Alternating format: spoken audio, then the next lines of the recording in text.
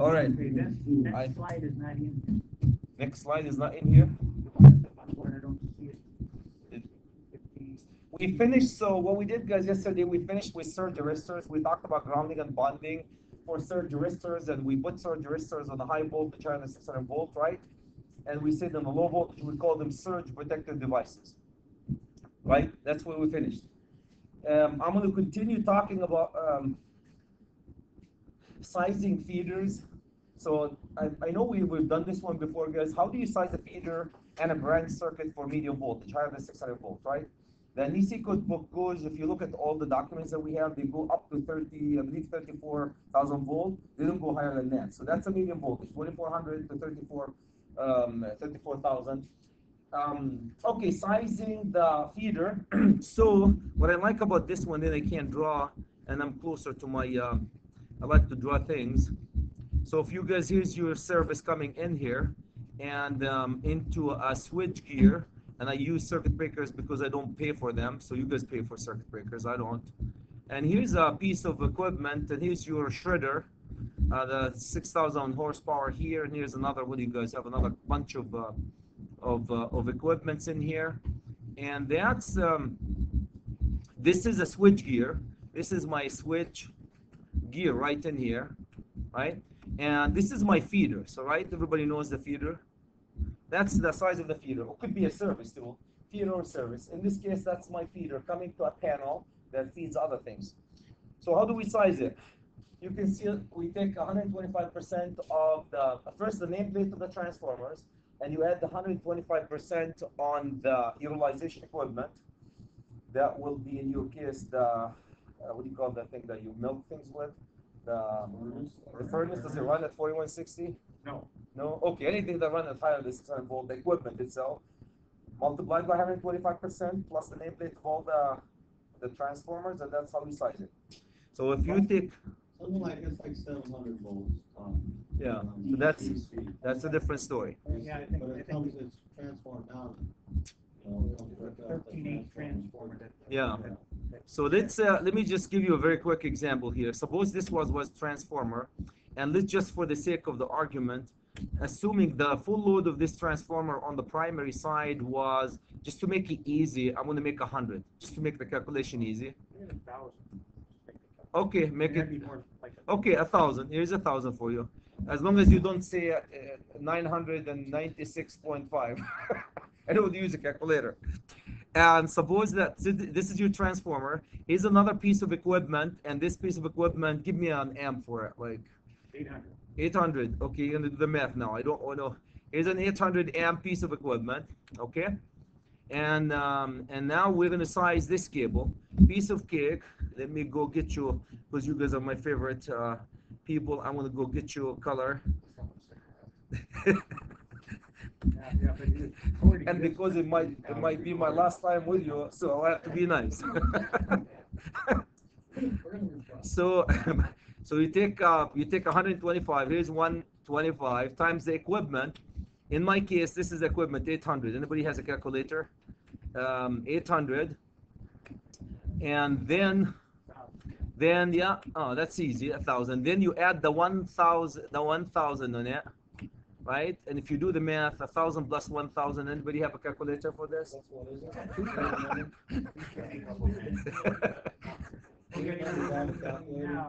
this this is this is supposed to be a joke. So 2,000. 2,000. Slow. So the size of your feeder is going to be 2,000. Now what happens if you don't have a 2,000? You guys do it all the time, parallel.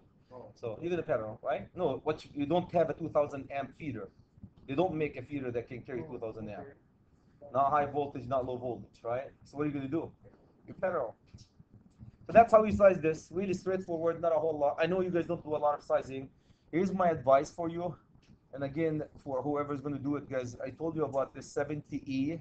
I think you guys should do something combination between 70E and NEC code book and 70B, the maintenance one. Really cool.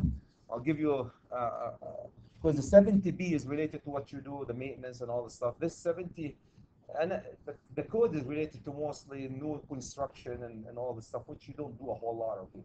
So I apologize. Did you bring in the 70B? I ordered it. I did not have a 70B. Next time when I come, it's going to be with me in October. No, I'm doing October. That I'm committed to this year. So that's, I think you guys should do something with 70B. I really do. Combination between 70B and a PS70. Okay, so that's how you do it.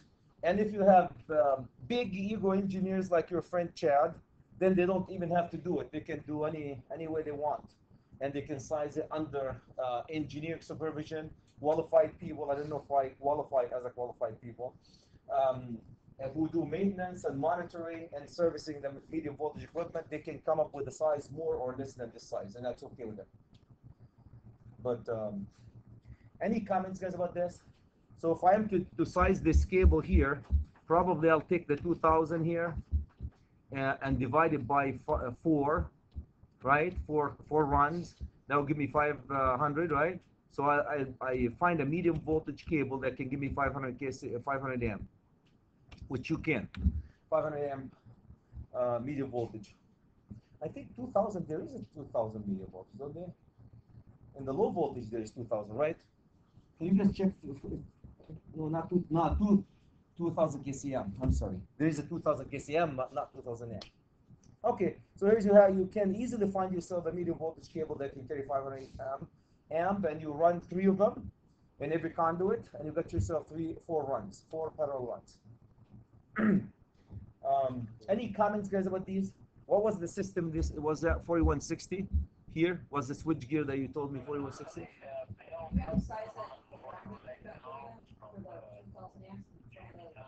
Yes, yes. Now that exactly like we do with the low voltage. Your equipment grounding conductor will be sized based on the 2000 amp switch gear. So because that most likely will be a 2000 amp. Yeah, the overcompression device. You got it. 2000 amp. And you have to run one in every one that size. Same, exactly like the low voltage. One with every one, same size. Yeah, absolutely. In each pipe? In each pipe or duct. The same exact length is for the feeders, but for the equipment grounding conductor, it doesn't matter because they're oversized and they're not carrying current for the feeders. Yeah. Okay, so that's basically what you get. Under engineering supervision, you can do different. You can get less than that. So that's how you size your feeder. Now go to the branch circuit, right? I gave you guys a feeder. Let's go to the branch circuit because it's really easy since the example is right in there. Let me go get different color and just grab green because it's my favorite color. And grab this one here. This is a branch circuit, right, everybody? The branch circuit is the conductor between the utilization equipment and the last overcompression device, right? That's a code define it, medium voltage, high voltage, whatever, the same. So I'm going to size this one. If you go here, look what they tell you. If it's a branch circuit, you take 125% of the designated potential load of utilization equipment operating simultaneously. So in this case, I only have one piece of equipment, 800 amps. What do? You take it, multiply by 25, multiply this one by 800. Do we need a calculator for this? We just did that one. That will give you 1,000, and this branch circuit will be 1,000 amp, 1,000 amp. You don't carry 1,000, so what do? Cut it by half, and you run 2 sets. If you have 2 pieces of equipment, but they're not operating simultaneously, you don't. Yes, then becomes if they're not operating simultaneously. Right. So Yeah, simultaneously, absolutely. Yeah. In this case, I doubt that you will have a medium voltage equipment. how would you add that up then if you say I had 2 400s? You know, 2 400 they're different. They're going to be off. They're never going to be. They will never be on at the same time. Yeah. You size based on one. So big- As long as it's like having the exactly non-simultaneous loads, like heating and cooling. You drop the smallest. But if it could be on at the same time at any time, not even just for a short time, you'd have to go. Both of them. Absolutely, 125 both of them. Absolutely. So operating simultaneously, 125% true. Again, everything that I told you could be modified by a registered engineer who is involved in the design. So the disclaimer for engineering guys can come up with anything they want. The reason for this, because I'll show you a couple of graphs. The SKM, $50,000 that we use. It's really cool software. You size the conductor based on the thermal withstand of the conductor. You know what I mean? You can have a number 4 conductor protected by 600 amp as long as it's not going to burn if you have a ground fault or short circuit condition. Okay, so that's I thought just throw these one for you. And in this case, you will have you take the 1000 amp divided by 2 and get you a 500. Divide by 2, get you a 500, and we will size the. I want you guys to remember the 500 amp. When we go into the cable, I want to find a cable that can carry the 500 amp, medium voltage cable. What was the switch gear that you said? Was that like 4160 or 138? Is that 4160? Yeah. Okay, so this is a 4160 switch gear, or switch gear, most likely. Fused or non? This is. No, it's not used. Okay, circuit breaker, draw out, circuit breaker, switch gear, metal glad switch gear. Okay, the sad thing is you guys don't get into too much into the design. I wish we do a little bit with the maintenance. Okay, so that's basically how you do a branch circuits as in a medium voltage. Branch circuit in a medium voltage. Now, remember the 500 kcm that we did? We need to find a conductor. In the low voltage, we use THHN all the time indoor. THHW or XHHW, any of these outdoor, right? With a name that says W for wet location. In the medium voltage, we use medium voltage cables. A lot of application, guys, unless you're overhead conductors, we use medium voltage cable. Medium voltage cable by code, and I have the references here, are required to be shielded, and we talked about shield that goes around the medium voltage cable. There's a really good discussion. I wish if you guys have a copy of this and you read just the importance of the shield and the medium voltage cable to drain the accumulation of the charges on the insulation. And if you don't do that, there will be develop big holes into the insulation. And I'm not going to tell you guys, big holes in the insulation is bad news, right? Unless it's job security, then we can change the cable. Big holes mean insulation deterioration. Integrity of the insulation is going to go down. It's going to go ground fault on you. A little bit of water goes into it. Ground fault, shut down the process. Didn't you guys shut down process one time when you burned a couple of feeders, right? So that's Oh, yeah. no Done comment. once. So the rule is they all come shielded. So you have the copper or the aluminum conductor, and you have protection for the aluminum, for the copper or the aluminum. Then you have the insulation, the actual insulation. Then you have the insulation shield, and then you have the cover shield tape on it to shield the insulation. Then you cover it with the jacket, as you can see, to protect the whole system. So you drain the shield from one side, like you said yesterday, unless it's rated for being able to handle the ground fault, then you use it as a ground fault. So, okay, having said that, the code allow you under certain circumstances to use non-shielded cable. You guys have non-shielded cable here? In the 13.8, I think it's all shielded. Yeah, non-shielded cable. The problem with shielded cable, you guys, if you terminated them, it's hard to maneuver and bend and terminate shielded cable. Really hard to work with. So certain application inside, I've seen them inside switch gears. The manufacturer inside the switch gear, they put non-shielded cable. The only place we have it, I think, is on the DC furnace from the switch gear over the transformers. And that was 7200. What's the voltage? 13.8. 13 Okay, the code allow you non-shielded cable up to maximum 500, 5000 volt MC cable. But look at, that's you guys, industrial establishment, and only smart people, qualified people can maintain it. Also, they allow you up to 5000 volt for replacement, again, industrial establishment. And why do you guys know industrial? Because you guys are sitting here, you maintain and troubleshoot your cables, right? Unlike if you go to a building that doesn't have their own electricians who maintain their system and troubleshoot it and put them on a maintenance schedule. These can deteriorate and nobody can find them until they escalate into a ground fault. That's pretty much what we do. It'll last, let it walk. You wait until We were never PM to do that. How do you feel? test the cable. I know 50 industrial like Yeah. not the ones ever PM the cable. Install cables, replace cables. You know what it looks like when it's bad and it needs to be replaced. Yeah. What do you mean? Oh, that means PM, you're explain playing. PM to me is Preventive maintenance. preventive maintenance. If you guys know how, this one goes through it. There's electronic devices that you can hook, energize on the cable. I'm sure probably you guys know it. iPod or, Yeah, you can shoot it shoots right through the insulation. It will give you the level of the insulation. it gives you the leakage current. That And you the can- leak- you yep. There you go. calculate all your insulation. Absolutely, it gives you leakage that goes through it. I've done that. You- But yeah. we've never done it when we didn't think we had a problem. So you guys are aware of that. So that, yeah, you can measure the insulation. You can measure the insulation, absolutely. That's why you gentlemen and lady, you guys need the 70B, because 70B doesn't talk about sizing crap like this and stuff like this. It talks directly about how to maintain existing equipment, from a switchgear to You get cut off those sales too? no.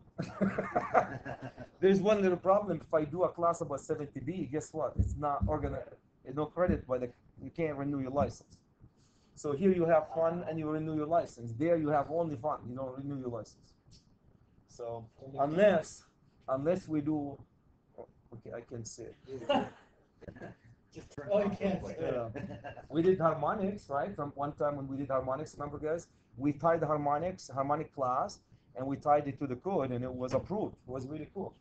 Right? Remember that? We did the harmonic class one time. Okay, so you guys are installation. Here's the installation level that they go. 100 all the way to 173. The higher the number, the bigger, the thicker the insulation. Splices and termination need a stress relief requirement.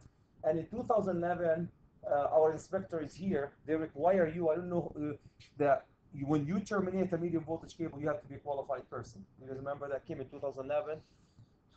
You know, how do you define qualified person? There's a underneath it.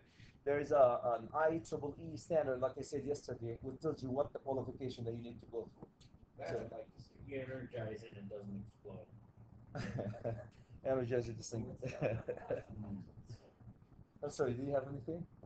I was looking, so we can't use non-shielded cable because we're at 13A. Yeah, we can. It says, when it says non-shielded accepts listed cables. Maximum the 500 maximum volts. is 2400, Yeah. or max 5000 for a replacement. So we're over that. Now remember, under engineering supervision, We can, yeah, but. An you engineering find that product, paper right yeah, there, but yeah. it says no, but if somebody wants to say, yeah, we're gonna. The rule is no. Engineer says, the rule is no. yeah. Yeah, higher than 5,000 volt face to face shielded. The rule. If we're having a cable, shielding. So unless you can buy an engineer that says. Yeah, by. I charge $100. I can sign anything for you. Oops, we're recording it. No, not that. Okay. Here's where the problem with shielded and unshielded. You put them in a conduit like this, in a conduit, in a cable tray like this, and then you have to, when you put medium voltage in a cable tray, you cannot pile them at the top of each other, right? They have to be only one layer, medium voltage. When you put them in one layer, my friend, this is how you're going to find, we'll talk about the medium voltage, but when you bend the radius, the bending, here's the center, the bending radius for all these cables, you know, right here, for each one of these cables, the minimum bending radius. The code always care about the minimum, right? Because the maximum is a big deal. Minimum, you can damage the insulation and the shield and the conductive material. Minimum, if it's non-shielded, look at this, 8. If it's shielded, they increase it by, how much would that increase? By 25%, is that? Well, if it's shielded, That's 8, another 12, 50%. another 50%, 8. Percentage-wise, what's 8 from 12? 8 divided by 12. Half of it. 8 divided by 12, no, is 1 point, anyway, but you can see that they added another 4 on it. Chad, don't do these big math problems. Good stuff on that. Math problems. 12 divided by 8 is what? Is 1 and a half. 1.5, right? 1.5. Yeah, 1.5. So you increase it by 50% if it's shielded. Can you guys see that? There's a 50% increase if it's shielded. Who cares Now you're gonna bend. Look at that. You bend this conduit, bigger bending radiuses, bigger equipment. You can see the ramification of dealing with shielding. I'm sure a lot of you guys know that if you have this is single conductor cable, single conductor, non-shielded, shielded. If you have a multi-conductor cable, that's how they do them. Multi-conductor cable. So when we have 1C, this is single conductor cable. 3C is a multi-conductor cable, 3-in-1 cable. You're familiar with the terminology that they use? When he says 3/C, these are 3 conductors in one big fat cable. Okay, so if you have a multi-conductor cable, they take 12 times the single conductor for each one of them, or 7 times the overall diameter of the whole conductor. Does that make sense? Whichever is greater. So, multi-conductors, here's one, and here's another, 3 of them, say 3 of them. And excuse my lack of imagination and drawing, and here's your cable over here, all in one cable. Imagine that. And then let's grab another color so it makes it more sense here. Color, go to color, this color. And then you take, here's the one conductor. That's where you take 12 times one conductor here, or you take the overall and multiply it by 7, whichever is larger. Make sense? Okay, and they all measure from the inside. When you measure from the inside, right in here, not like, because that's where the bending is going to happen. Not like you guys are bending all these day in, day out. You do you? And cable trays.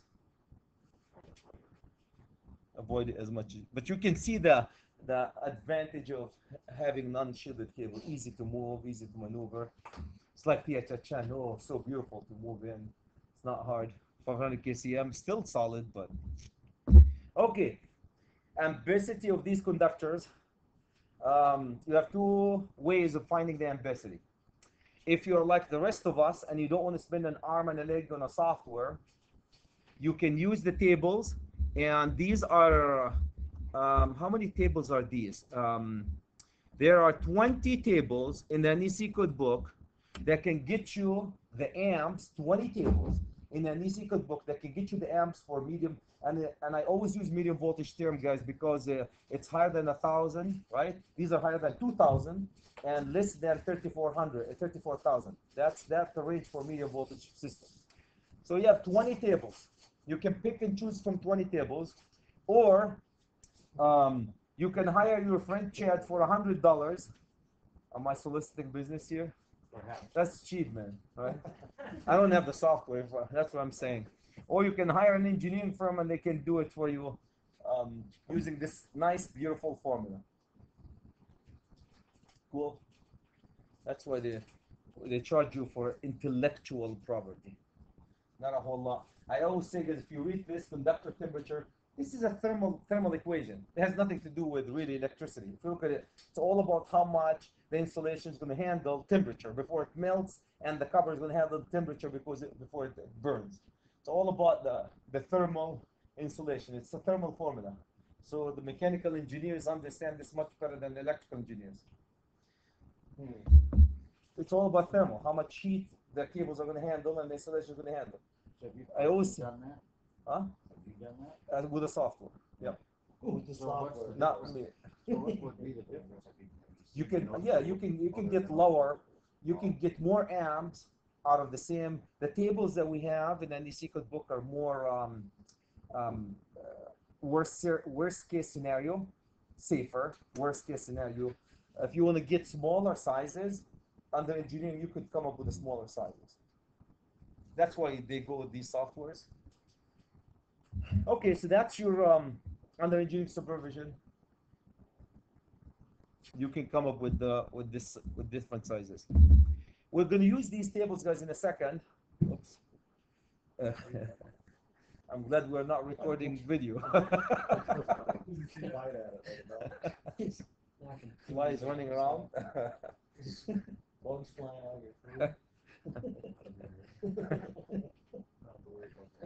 food. Now, ambiguity tables above ground. This is really one of the nicest. I don't claim to have done that one. I believe Tim Coyle did the whole arrangement. But it's really, I've never seen it done in a better way. To summarize all the 20 tables that we have, really use, and I keep using it.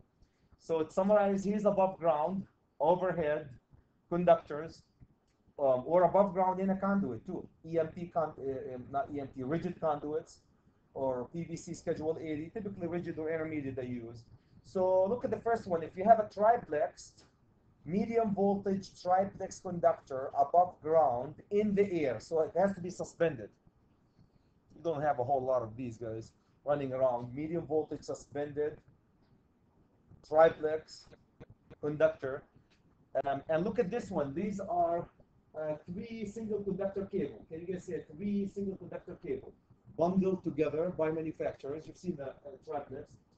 When you find the amps for these babies, if you put them on an insulator's messenger to carry them, you can, if you are a copper guy, you go to 67. If you're an aluminum guy, you go to 68. Are you guys copper or aluminum? Of course, copper. If you're quality, you are copper. If you're the other side, you're aluminum. That's kind of what the engineers say, because they don't pay for you don't pay for the cables, right? But engineers, a lot of engineering projects we push copper all the time, supposedly safer. But I understand why people go for aluminum. Aluminum is very light to work with, easy. Now, would an open cable tray be considered in air? Oh, the cable tray is coming. Yeah, cable trays have its own rules. Cable trays. If you use the cable tray as a support for a conduit, though, you put them, I don't know why would you do that. You put a shielded cable inside a conduit, and then you put the conduit in a cable tray, and it'll be overkilling. Then it becomes supported in the air. It's like a support, just support for the conduit. Typically, if you put them in a cable tray, you don't put them in a conduit. You know, that's the reason why cable trays there is just to avoid putting them in a conduit, or one of the reasons. Okay, so if you put them single cables insulated in the air, so you have a distance between them, specified distance, then you get more amps out of that. 69 to 70. If you have a 3 conductor cable, see that it says 3/C. These are 3 conductor cable. 1 cable, 3 conductors inside in the air. So these could be suspended in the air. Here's where you get 71 to 72. If you put a 3 single conductor cable in a conduit in the air, now you put them in a conduit in the air, not suspended, you get 73, 74, and you can see so here's the 3. This is the cable, multi-conductor cable. Inside a conduit, you get 75 to 76. What is the 75 to 76? What is These that? are tables. Huh? These are tables that we use. Oh, the table. Yeah, the number of the tables. Yeah. I see. Yeah, these are all tables. And if you guys go there, if we have time, you go there and take. So I say 4-aught. I like 4-aught. Take 4-aught and go to each one of these. Obviously, you're going to get copper more. We know for 4-aught copper, you're going to get more aluminum. So we know the copper side is going to give you more amps. But going from 67 to 69 to 71 to 73 to 75, you can see how the ampacity goes up and down depending on the situation. If I am to guess, probably you will get more amps out of here because they are separated away from each other. There is no thermal interaction between them. But if you put them in a close proximity, they are heating each other. So, okay, so it's a really nice table. I like this one. I always refer to it, guys. These are all in the code, but it's organized based on the cable they use. Now, if you're like you guys, I don't want to go carry messengers. I carry medium voltage triplex between the shredder and the roll mill here, right? Do you guys have any cables, medium voltage running? If I want to go overhead, might as well go with ACSR, right? Cables like everybody else, like utilities do. We'll get more amps out of them. If you don't want to do that, and conduits, you can go with underground ducts. These are where you put your underground ducts. Typically, you guys have. You told me you have that underground ducts. Don't you have a, what is it, 2,000 amp feeder that's carrying 2,000 amp in a single conductor ducts? I think somebody told me. I don't know what. You guys over the years. Yeah, Something like that. Something like similar. The furnace and the LRS are both. High amps. Yeah, Cables. my amps and they're underground. So here's the diagram that you have. First, it's everybody knows when you say 1/C, this is single conductor cable, shielded, inside a duct. So this is basically will be phase A, B, and C, phase A, B, and C, and separate cables, right? You get 77 for copper, 78 for aluminum. Now you have a multi-conductor cable, right? A, B, C in one multi-conductor cable. You get you 79 to. You guys think if they are like this will get you more amps or less amps? Less amps, close proximity. Every time you put them in a close proximity, you'll get less amps.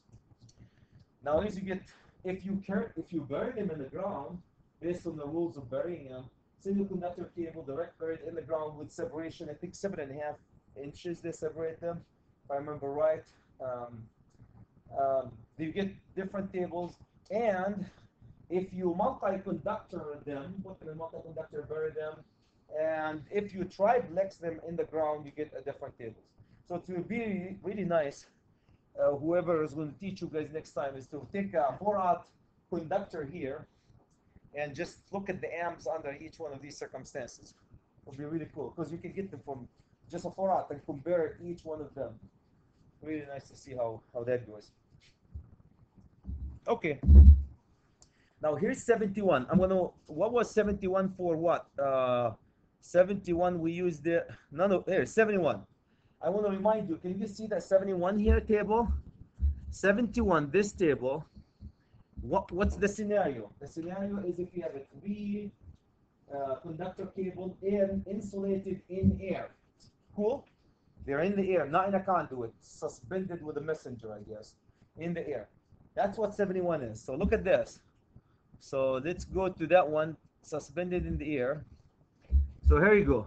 You have ambiguity of insulated 3 conductors copper, because you guys are engineers here, cable insulated in the air based on the temperature of 90 degrees Celsius or 105. These are the insulation temperature for the medium voltage cable, right?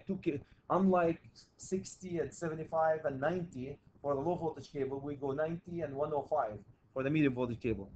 Okay, let me, you guys are 13.8, right? You have a 13.8 system. Here's your 13.8 system right in here, right? And I don't know if your cables is MV90 or MV05. The cheapest is 90. Are you guys, do you buy the cheapest or the most expensive? The most expensive? Depends on who's inside The budget that they, okay, you guys are expensive. So you got the 105. Here's 105 medium voltage cable. Here's your 4-aught. And here's how much juice you can get out of 4-aught. 360. You guys remember what 4-aught THHW or THH can give you? 225? I think it's 225. 310, that's 15B16. Anybody can check that one? 310.15B16. Or Under 75. at 75 degrees, Yeah. 230. 230. So 230. So look at that. From 230 you went to how much? 360. But let me warn you. Why do we guys? Yeah, but that's just because of the better cable.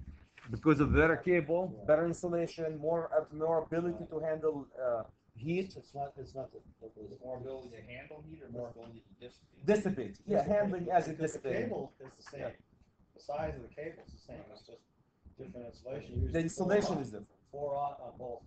On both. Yeah. How interesting. Cable conductors are. Yeah. But just the insulation. The insulation. So your heat dissipation is great. Absolutely. It's all about heat. It really is. All about heat. But I want to warn you guys, in the medium voltage world though, they go by lugs.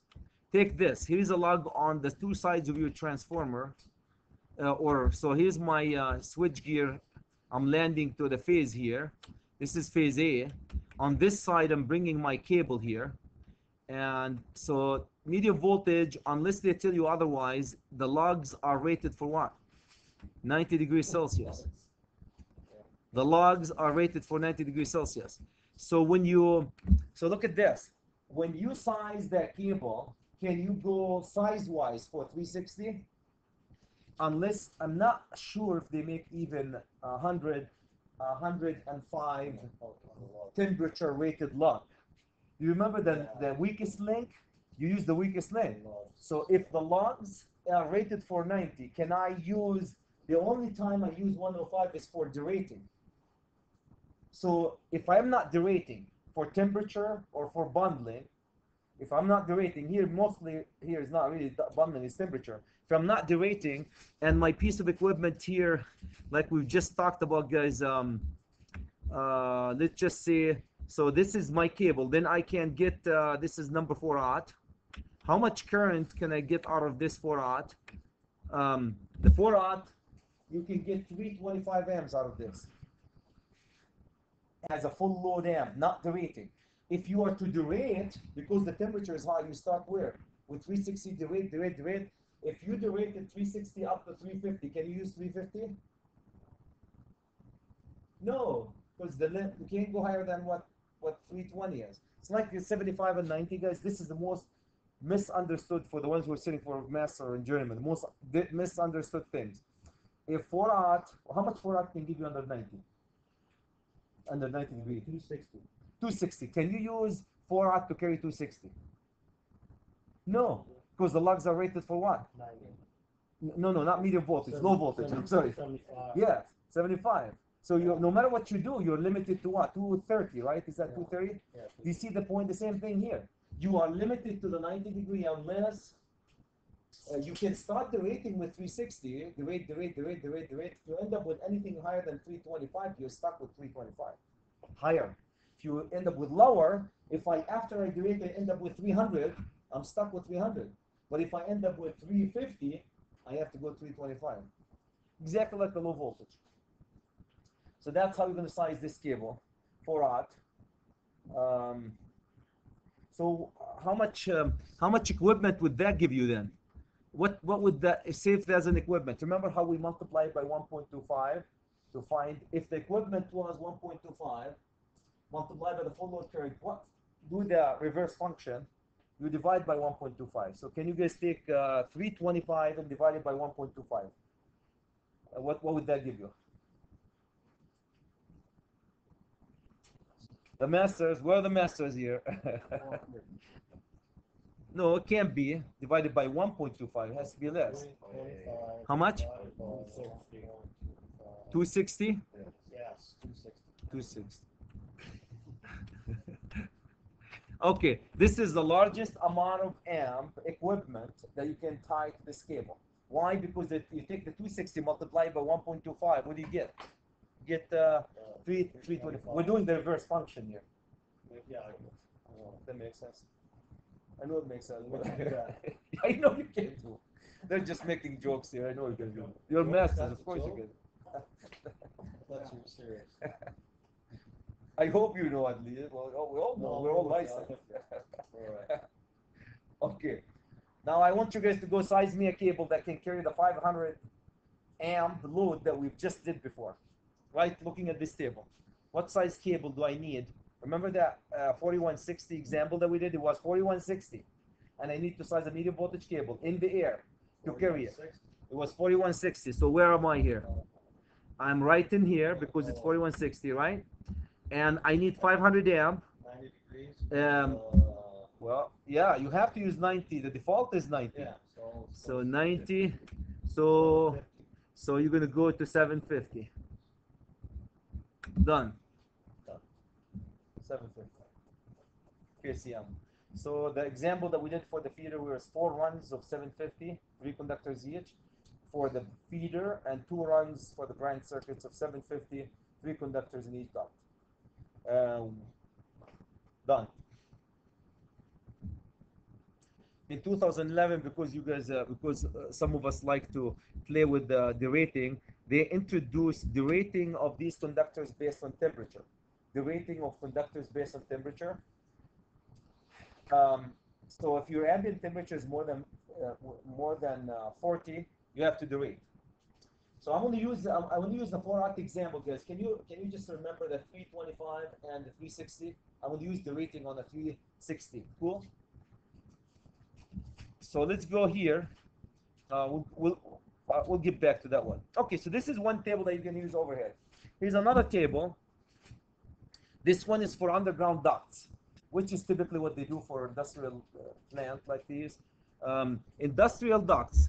And I don't know if you guys can see the ambient air temperature. See that 20 is based on air temperature, earth resistivity, load factor, and number of circuits. All these guys are very, very important factors. If your scenario is other than these, this table is worthless. Completely worthless. It doesn't mean anything. if say if your earth temperature is more than 20 in certain areas, typically it's 20. If the resistivity can change from one area to another, sandy land into clay land, wetland, and so forth, that can change also the amps. Can you guys see it's all about dissipating of the heat. And load factor, this is my favorite, load factor. You guys are pulling a feeder, 500 kcm medium voltage cable, underground, but you know that you're loading it 50%. In the low voltage world, you load it 50%, or you load it 80%. You can't load it more than 80%, or 60%. It's still a carrying conductor when you size it. In the medium voltage, if you're loading it for 50% and you put them together, the conductors can carry more amps if they're loaded for 50%. They allow them to carry more amps based on what's the percentage of the load on them. Does that make sense? Percentage load at the other end.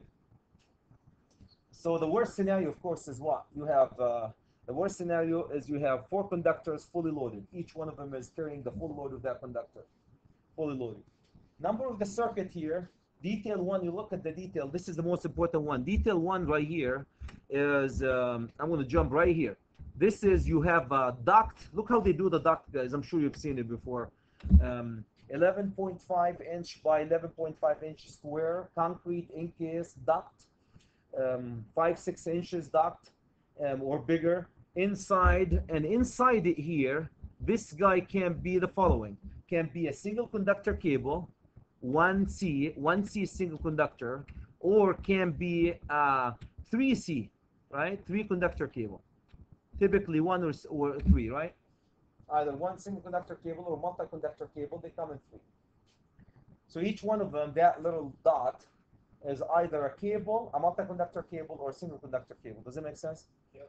So when we go here and we say circuit, look at this. Now when you say one circuit, what do you guys expect? Circuit is a multi-conductor cable, 3. So that's a cable. I'm gonna go take you all the way to the 4/0 now. Here's my 4/0, and we're gonna use all the way 90. We were here, right? Last time we were here because of 13.8. How much current that boy can carry? Under here and under here. 295. How much current did that cable carry before? 325 and 360. But that was in the air, up in the air.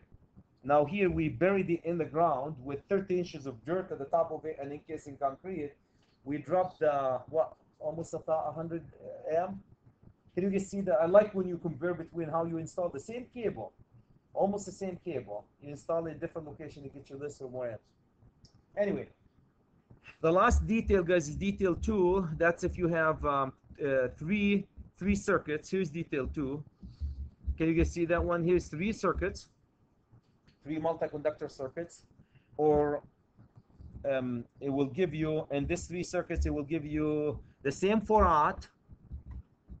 Under these circumstances, can give you for sizing 240. Cut it way down. Yeah. Cut it down, more current. They're interacting more thermal. So it's cool to look at the scenarios for the same conductor, how we put it under certain circumstances, give you less or more. And that's nothing new. I mean, we do it in THHN all the time. Okay, so that's it. Here's the scenarios that you can do, guys. We can put any one of these black dots, can be single conductor cable or multi-conductor cable, depending upon the table that refers to it. And so if you want to have, if you parallel, did we say we're going to parallel 4? Like for that example, that would be your closest scenario for you to parallel 4. It will be right here, right? That's a scenario that you can use. So you can use any details. Now what happened if you have to parallel more than, these are 6 circuits. What happened if here's this scenario here? And I know it doesn't happen a lot in the medium voltage. In the low voltage, it happens all the time. What happened if we have this scenario, right? I have, how many ducts are these? 1, 2, 3, 4 times 3, 12 ducts. You really have to have a big system in medium voltage to have a 12 ducts. But in the low voltage, all the time. 12 ducts are to pull a 4,000 amp switchgear. You're close to 500 kcm cable. You're close to 11, 12 ducts. So what do you do? Where do you find the amps for this scenario? Nowhere in the code.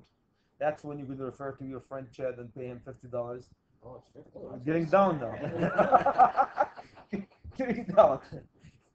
There's No guarantee for the right answer though, right? you what did they say? You get what you pay for. Exactly, right. You gonna have coupons next or what? You get what you pay Buy one, get for. one free. Yeah. Buy a duck, get one free. We have a software called AmpCalc. We used it at Alabama. It's really cool, little software. I think it's like $2,500, and it takes into all these scenarios.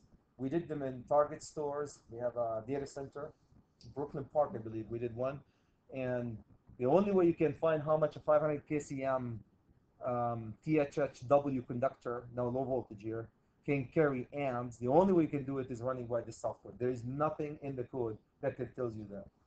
So you see the limitation of the code when you go a higher system, 12 ducts like this, or 24 ducts. We have 24 ducts because we have two switch gears. Each one of them is 4,000 amp going from for a data center, going different direction, and one bottom, one top. So how are you going to run this scenario in the code? You can't.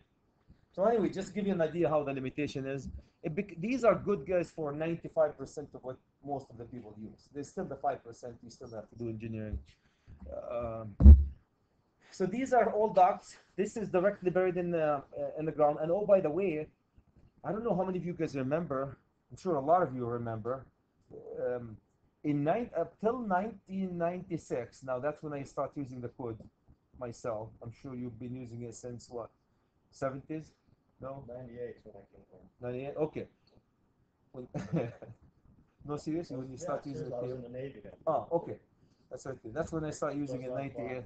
It was 96 code. 96 code. They used to have these diagrams inside the code. You guys remember inside 310.16? Yeah. And that they used to have them there for the low voltage. For the low voltage too. And after that, I can't remember, is it 2002? They moved them way after. So these diagrams that you're looking at right now, in the code, they are for the medium voltage. The same diagrams are for the low voltage at the end of in the annexes in the back. Same diagrams with different tables refer to them.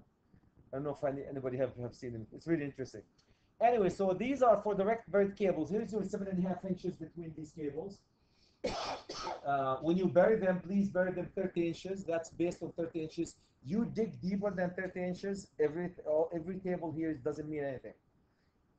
What do you guys expect if you dig deeper and you put the cable deeper? Is it good to get more amps or less amps? Less amps. Trap the heat. So you trap the heat. And this is backfill earth or concrete, so it could be directly buried, earth or concrete, electrical ducts, and cable. This would be PVC or any other type of duct, and cable or this will be cable or cables. Does that make sense? One cable or multiple cables. It's really nice to define these. Any comments about this? Now, this will qualify you to work in an engineering firm. Everything they've done. See, that's why you guys need 70B. 70B will tell you how to maintain them. We charge $50 or more? Now we're going to 25. It's going to be free by the end of the day. You buy one book, get one free. You talk about the IEEE, man, they charge an arm and leg for these documents. Unreal. Unreal. Ambient temperature derating. In 2011, somebody complained, I'm sure it's one of you guys, because you're probably one of few people who use medium voltage in the Twin Cities other than the utilities. Very few customers. You, 3M that I know of, well, major manufacturers. 3M, what else? Mayo Clinic, and a bunch of other major manufacturers, right? Refinery uses it. Yeah, that's what I mean, major manufacturers. I bet you 90% of the people, establishment, they don't use medium voltage, primary use. So you are part of the lucky 10% of the consumers. Now, what happened? Ambient temperature correction. What happened if you put more cables in a different temperature? Like especially you put a triplex cable in Arizona, overhead. Ambient temperature is what? 45, maybe 50 Celsius. Yeah, but well, daytime you size based on the worst scenario. Unless you want to shut the power and do the best case scenario. 45 at night. Celsius, Fahrenheit? Fahrenheit. No, you're going to choose the worst scenario. The worst scenario, that would be 50 Celsius, would be what? Fahrenheit, 150, 60, a lot. So then you have two options. 40 is 105. 40 and 105. 40 is 40 degrees Celsius is Yeah. 105. 50 will be 120, 100 and something. 35. Still 40. Yeah, there's a table for it. Okay, you guys will do, while you do this, I'm going to tell you that you have two options to the rate. If the temperature is other than 40 Celsius, if your temperature is other than 40 Celsius, because all the medium voltage cable tables are rated based on 40 degrees Celsius. If it's other than 40, you have two options. Here's a thermal equation that you can solve, right? Or if you're like the rest of us, they give you a table. Here's the table that you can do it. So I'm going to do it based on this table. Let me tell you guys, remember that table that we used right in here? I have to run, otherwise we're not going to be able to finish here. You guys, I'm having more fun here. Where was it the 4-aught that we did here? Go back. Did I? Yeah, wasn't you? I went back on it. Okay. All right, so is this the 4-aught 40 degrees? This is based on 40 Celsius, right? 4-aught, how much? 360. Can you guys carry that? 360 in your mind? 360, 325. 360, 325. I'm going to go do it that one. That's two numbers now. You're asking a lot. No, there's 6 numbers there. 360, 325. You wrote them down. Thank you. Come on, guys. Okay, let's go do it. So suppose that I went to Arizona and I picked this ambient temperature, right? And remember, remember, this is if it's you use this table, the rating table, for the conductors that rated for 40 degrees Celsius. How do you know? Because the table says all these calculations based on 40. Okay, so now let's go to my derating factor, and I'm using an insulation of 105, and for derating, I'm okay with using it. So what's my derating factor? 0.95. So 0.92 times 360. 360 times 0.92. 360. 331.2 amps. I will and how much current that guy can carry under normal condition? Was it 325? Yeah. 325. Can I, so what am I going to size for based on this? You said 360 times 0.92. Yeah, I did. 360 times 0.92 give you 331.2. But then you have to compare it with the actual amps under 90. So I'll use the smallest. Yeah, okay, you're going to use Okay. the smallest. Yeah. So that's where this table comes handy. We use this one in low voltage all the time, guys. All the time, right? In 2011, they had one for the medium voltage. Anybody's excited? I did the. I tried to jump the gun. I did the 0.89 this year. Now, if your insulation was MV90, Yeah. then you have to multiply this number by this number. You get smaller amps even. See where the advantage of having a 105 medium voltage versus 90 if you have temperature. It's like using THHN. Why do you use THHN all the time indoor? THHN/THW. Use it indoor because it gives you the highest amp, the rate. You still have good juice in it. Yeah. You can go to the 90 tape. For derating. Wait. Yeah. So after you derate, you still have a lot of amps in the cable. Okay, so that's it. This is just an emphasize, guys. When you bury the ducts, don't bury them more than 30. If you are direct bury cable, 36. 6% for every foot. You go deeper 1 foot, you're going to derate 60% for derating for deeper runs. So you put 1 foot on it, you're going to cut the amp by what? Cut down by 60%. So 100 amp, 6%. 100 amp will give you now 94, right? When you cut 6%. Transition to how about if you get a cable this way and it goes up this way and it goes this way and this, right? Because of the topography. If this is the length from here to here is 10 feet or more than, say this was 10 feet, or more than 10%, then you have to use the worst scenario, basically. Does it make sense? 10 feet or 10%, more than 10 feet or more than 10%, you have to use the worst scenario. The If worst. that was only 5 feet, you Then wouldn't have to- then you don't have to worry about that. Oh, but if the 5 feet out of 10 feet run, Yeah, yeah, see what I mean? right, you're talking about wrong. Yeah, it was whichever it is more. So 10 feet of the run, 10% of the run, or 10 feet That's got to do with heat, within heat, it's Yeah, all I about guess. heat dissipation. heat dissipation. And also, by the way, you talked about this one the other day: circulating current and the shield. If they have a circulating current, if you bonded the shield from both sides, you're going to get circulating current. Oh, by the way, all this calculation does not take into consideration circulating current. If you bond the shield from both sides and you have circulating current, you have to do it more. So what does that mean? You just bond on one end and pull an equal magnetic conductor with it. Cable trays, speaking the devil. Do you guys want to have a 5 minute break? Since a good time. Speak, speak of the devil. Let's have 5 minutes break. Let's go speak to the devil. Let's go speak to the devil. Stay away from the devil. No, I'm kidding. I don't know if we can see what they do to me. You miss the ones, the good stuff here. Get the excitement going. Okay, so just FYI, these guys exist. These application exists for low voltage as well. So what I was showing him, my friend, what you missed, the fun stuff that you missed is all this arrangement that we have here.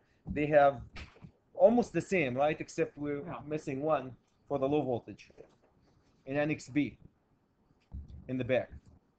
I trust you're going to read it tonight. NXB. 741. Yep. I think tomorrow. How many of you guys have know about this? May I ask? Anybody have know about it? That one NXB? Sure. You did? That has ambassador. Okay. If you've done medium, if you have done 4000 amp and so forth, these become very handy. Really handy. Okay, cable trays. Cable tray is my favorite and your favorite too. Medium voltage, you cannot, you don't want to pile them up at the top of each other. One layer, like you can see.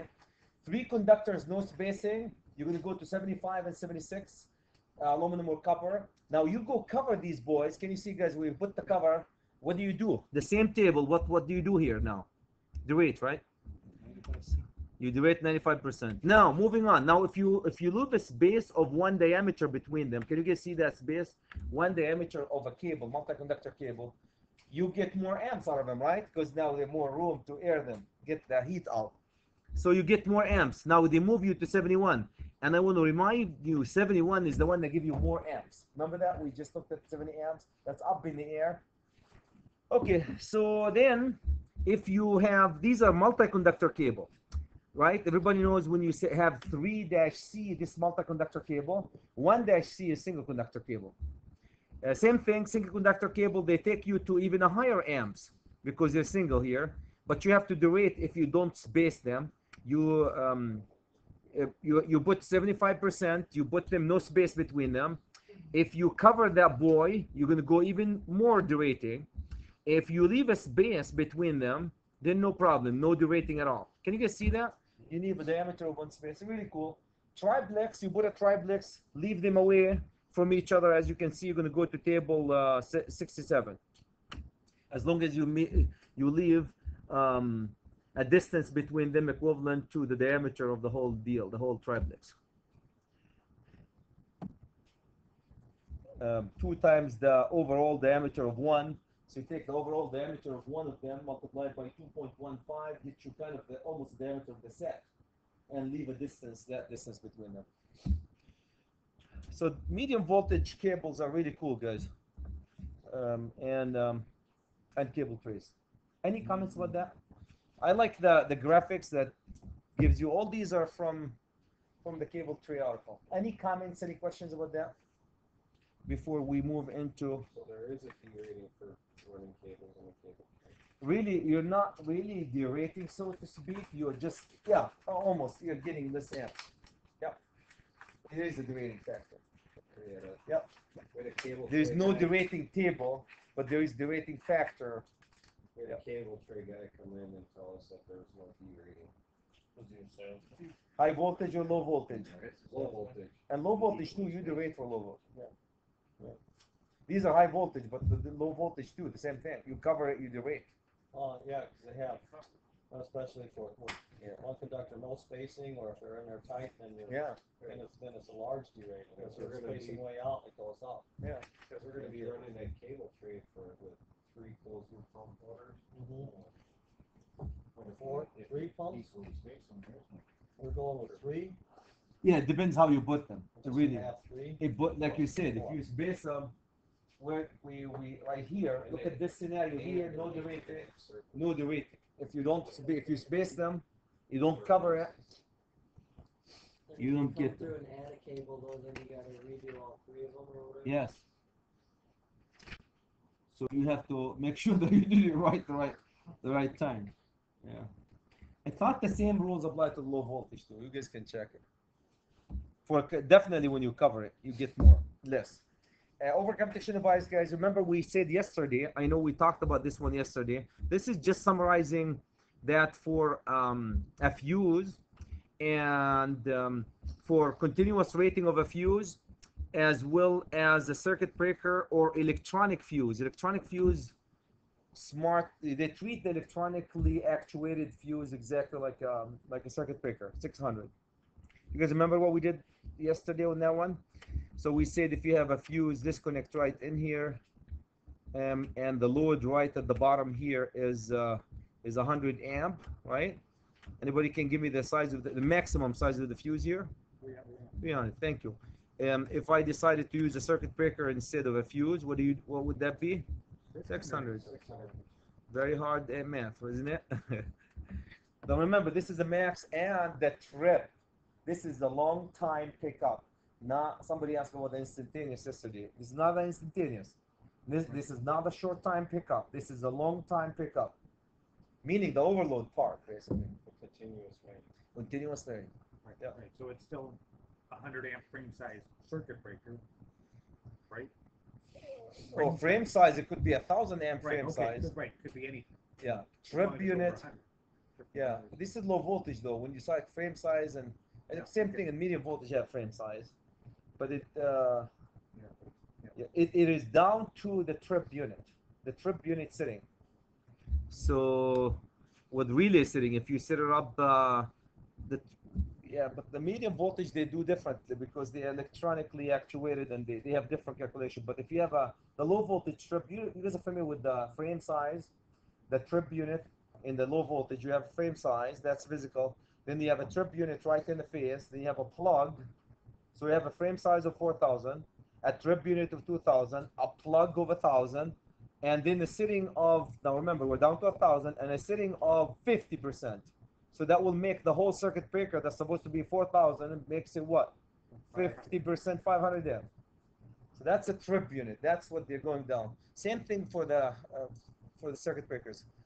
The circuit breakers come with overcomputation devices that you can set them same way. Now, coordinating, when you do the coordination, this is the rule. You still have to take into consideration, guys, the conductor temperature rating, conductor thermal damage characteristics, available short circuit, and protected device operating time. In the medium voltage, unlike the low voltage, guys, it's all about how much heat, thermal heat, can the circuit breaker withstand for how long if you have a ground fault or short circuit.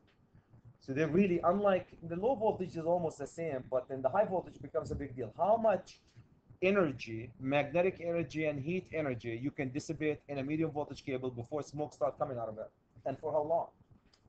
Much and how long? When we talk energy usually takes the power and the time, right? How much energy you can dissipate into them, meaning how much power and for how long. The longer the more bigger conductor you want, right? The smaller conductor you want. So this becomes very handy, guys, in this example that we're going to do. Look at this. Remember that 4-aught medium voltage that we were talking about here? I'm going to put my 4-aught here because I like 4-aught. This even looks like a 4-aught. 4-aught medium voltage -90. Okay, this is, you guys bought it, 90 degrees Celsius.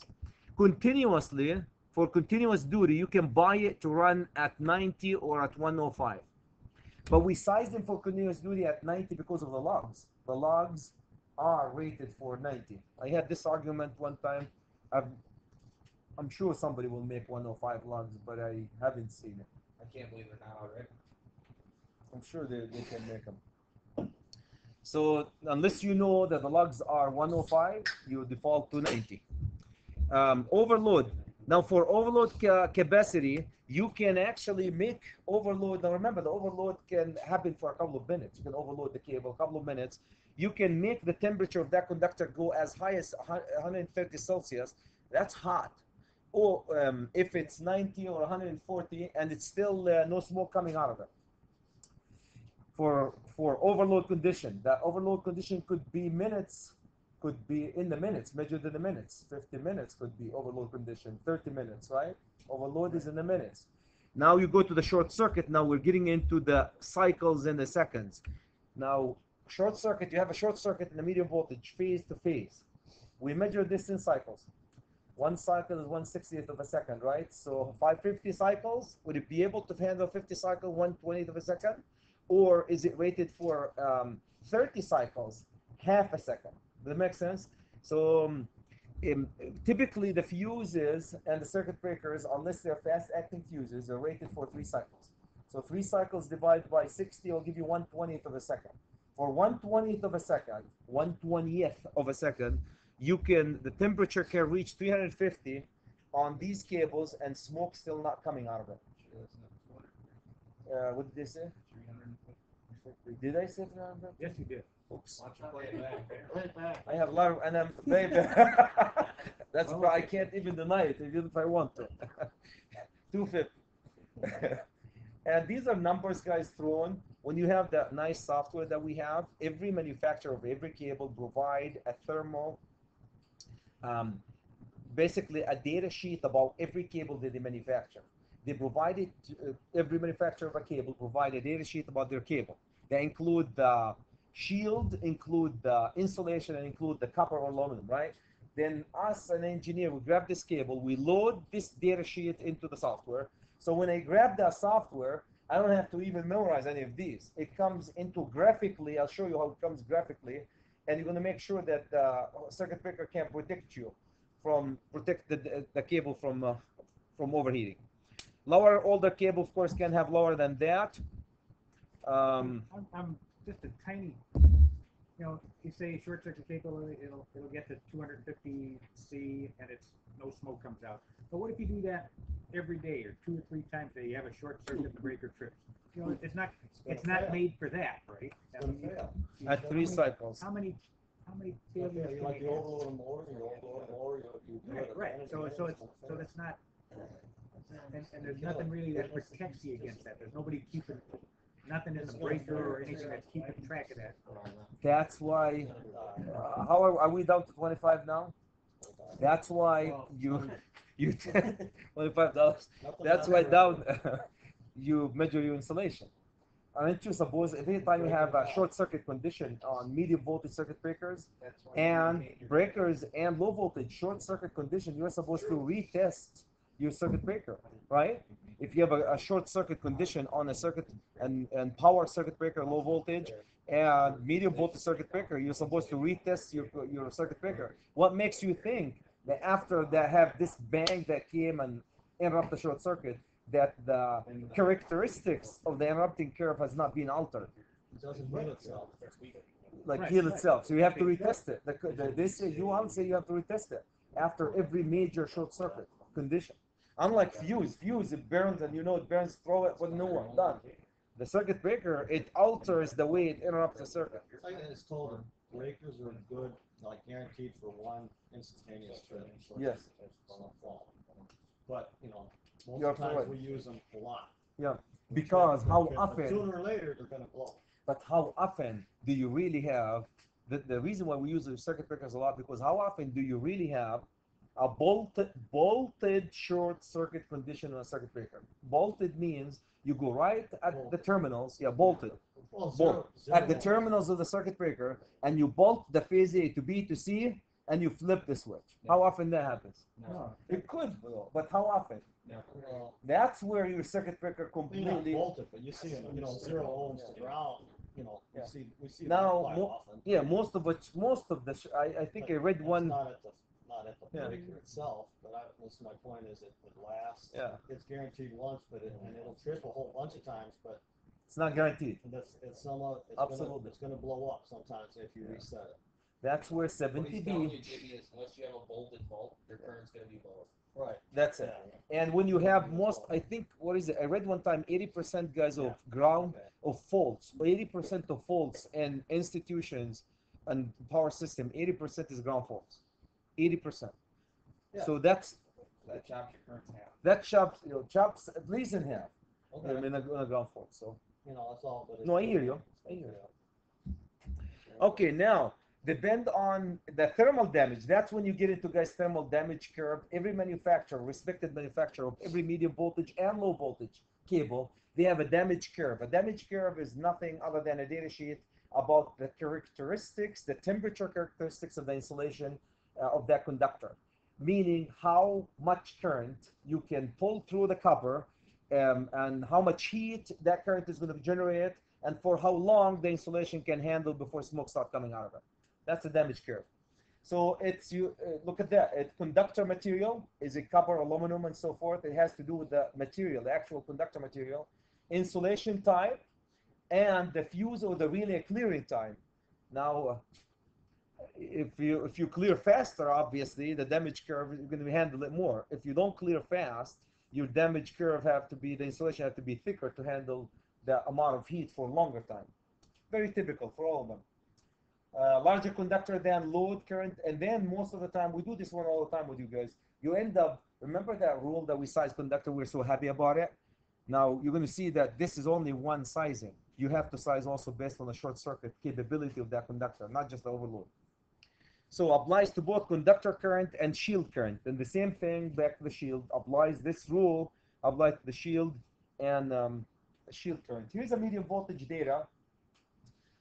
That's from Southwire, I believe.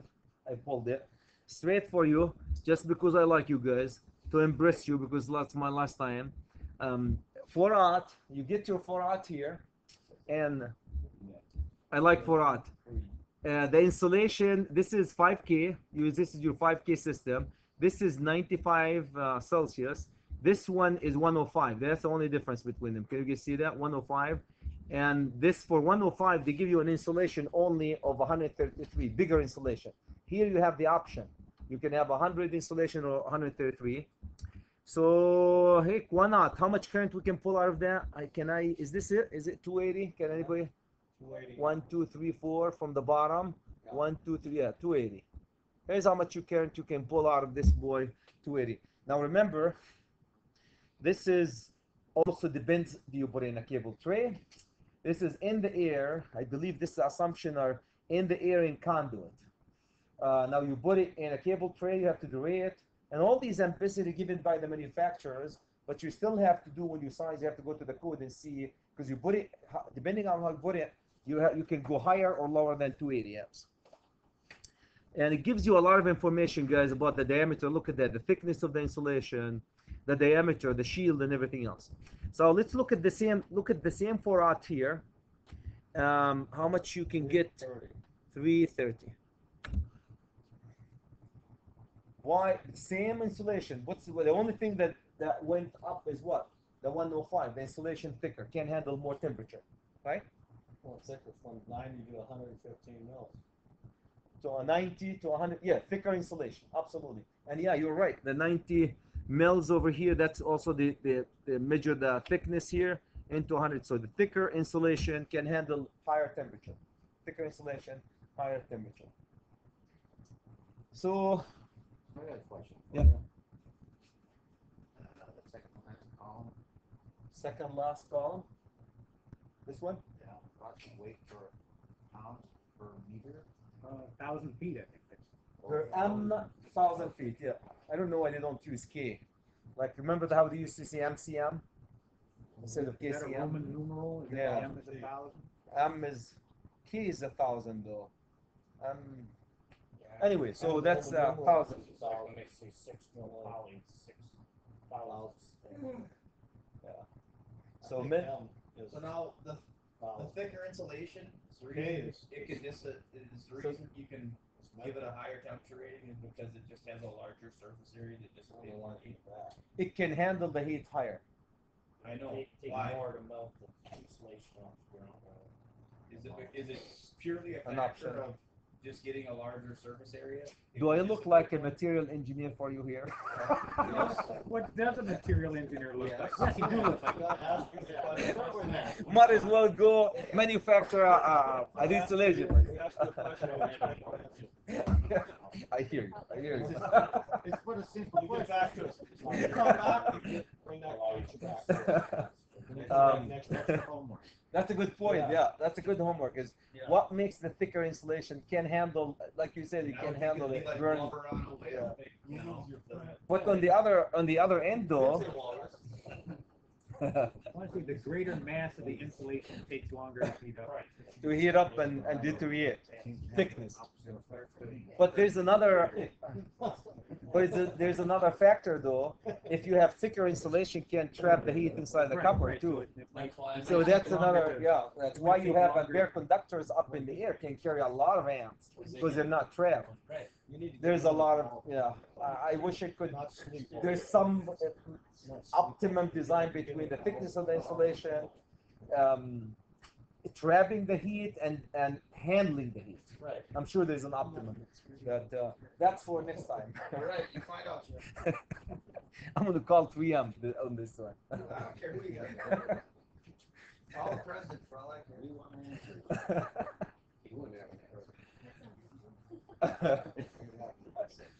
Okay. People do a hit on. So here's now this is what I call it the poor man or poor woman's way of sizing based on short circuit. I want to remind you guys, we still have 2 hours, that's good. I want to remind you that when we size for medium voltage, we always size based on 2 calculations and we choose the largest conductor.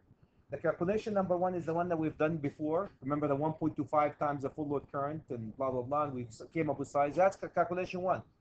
Calculation 2, that's to handle the full load current. Then calculation 2 is to handle the short circuit. So you have to size the conductor to be able to handle the short circuit. And 90% of the time, sizing based on short circuit, 90% of the time is higher than sizing based on full load. Makes sense? Because especially in medium voltage, because in medium voltage the problem is you can push so much energy through so small of a conductor, because the voltage is higher, right? You can push so much energy through a smaller conductor. So look at this one. This is really, you guys have done that with me many times in the past. Based on how fast the fuse can trip, I'm going to start from right in here. Based on how fast the fuse can trip, you can get different insulation of the conductor, different sizes of the conductor. So short circuit current in thousands of amps. So suppose, look at this. Suppose I have 20K. This is 20K. This is easy, right? Here's 20K. I did a calculation for short circuit, came up with 20K. Cool. Now let's go, and I'm going to go and make my relay trip at 1 cycle. That's a fast acting relay, right? 1 cycle is fast.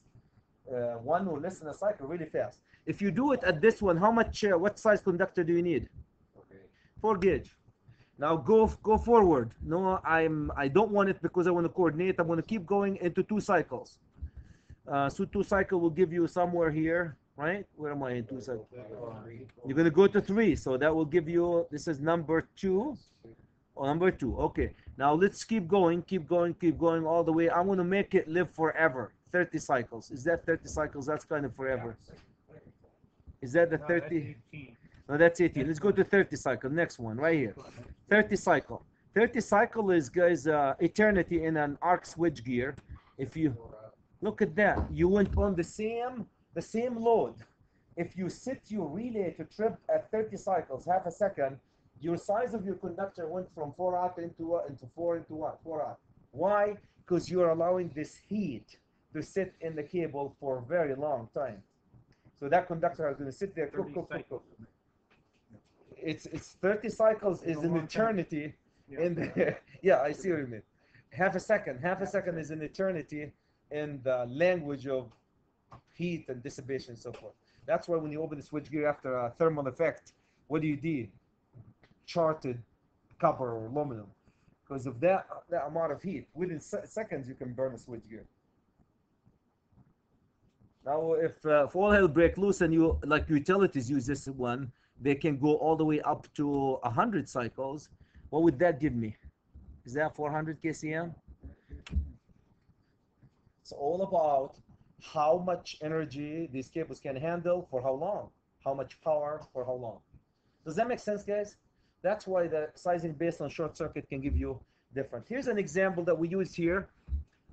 This is we always use it. I have two transformers. Can you guys see them right in here? This is my two transformers. I'm feeding them from one feeder. So here's my feeder right in here. I'm sizing this feeder.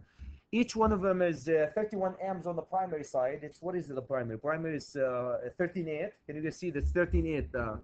The primary is 13.8. The short circuit coming from Excel is 20K. And now when you size based on full load, all what you have to do is just add them up and go to the table, this table, because I think, are we doing them in conduits here? Depending, this table, I think it's conduits. So you put them in conduits, you get number 6. That's based on the full load current. Am I done? If that was low voltage, you're done. In a high voltage, no, you're gonna so that's normal condition, that will sit there. You energize the equipment, you have a ground fault or short circuit, you're gonna burn this cable based on short circuit. Full load, no problem, you run forever. Short circuit, you're gonna burn it. So here's what I don't know if you guys remember that was the 20 amp. You cross-referencing it to all the way up to here because the utility, God bless their heart, decided to go 30 cycles. By the way, why would we go 30? What decided if I want to go 30 cycles or one cycle? Whatever is going to clear the fault, you know, if you got a, but why? a But if it's less short circuit, less cycles is better. Why can't I put all the time less cycles? Because remember, you're going to coordinate between this one and the utility. If you go lower in the short circuit, they have to go lower here too, because otherwise the utility circuit breaker will trip before yours. So there's coordination that's going on. That's why you're forced sometimes to go higher or lower based on the coordination between you and the utility to make sure that this fuse will trip before this and this trips before that. That will force you to put different cycles on different relays. And that's what we call coordination. So if you do it this way, you end up here, I believe, number 4. Can you guys see that? All the way. That's a poor man or woman's work. The rich man's or woman's work, are we down to 25 now? You hire Chad for $20, 20, and we can do an SKM calculation for you and we'll get you the same size. It will size it based on short circuit. That's really cool. But you guys, so here's what the software can give you guys. This is typical. This is courtesy of my friends, I think, Color Hammer. You guys have seen this one, right? Over current pressure coordination, beautiful curves. For you, if you haven't done that, it's meaningless. The only thing we can give to the electricians when we do this coordination is a list of settings for the relays and size for the relays and the circuit breakers and sizes and settings for relays and circuit breakers. So you have your 4,000 amp switch gear, and I give you 10 settings. You're going to go to the front of the switch gear with a screwdriver and adjust the settings on the switch gear. Same thing for the relays. You're going to go adjust your relays for pickup. That graphic is just for people to understand how to coordinate them. The most important things comes in a setting. So if you guys look at D is a high voltage fuse here. I want to remind you the voltage here is 4160 on the primary, secondary what? 13.8. So here's a high voltage 250 fuse. And I don't know if you guys can see this curve here, they call it, and I need to keep going because you guys keep yelling at me here.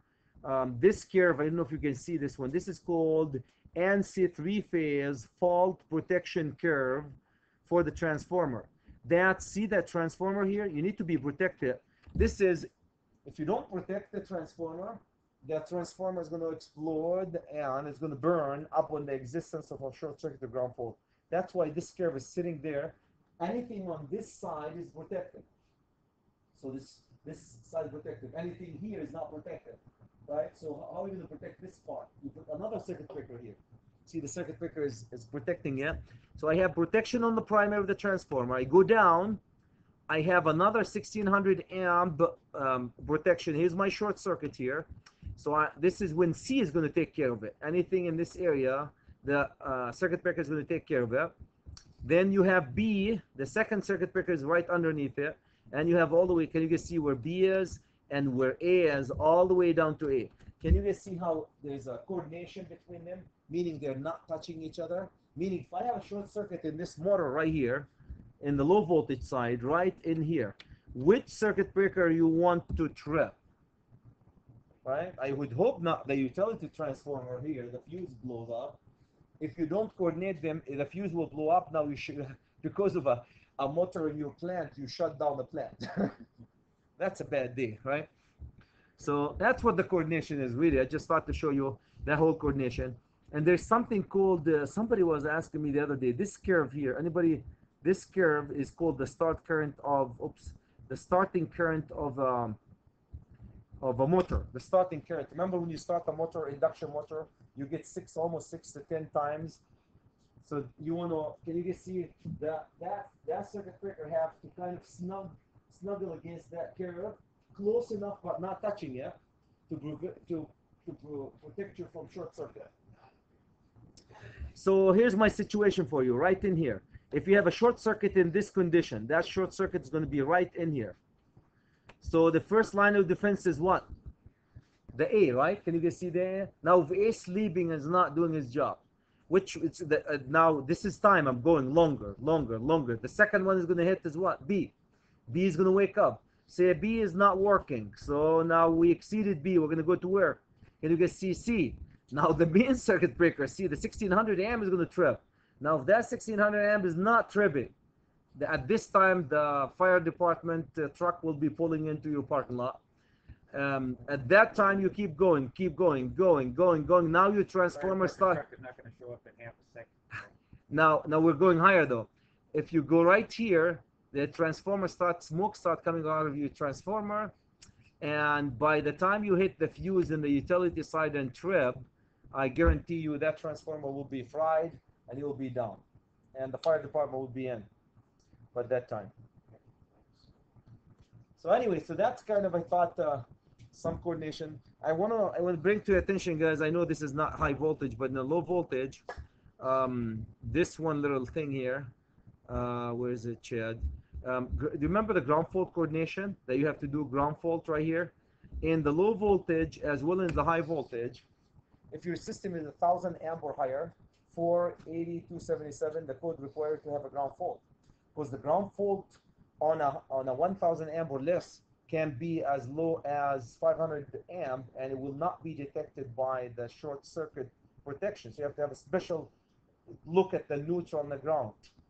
In the medium voltage, the same thing, guys. We almost always have a ground fault protection in the medium voltage. Ground fault, because the current can be so low that can sit the ground on the feeders and burn the equipment before the long time pickup, the phase long time pickup wakes up.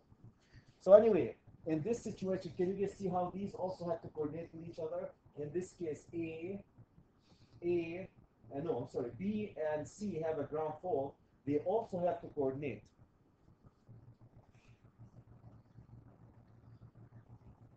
We have in Mayo Clinic Hospital, that one of the technicians, I always tell the story, we're changing 277 light.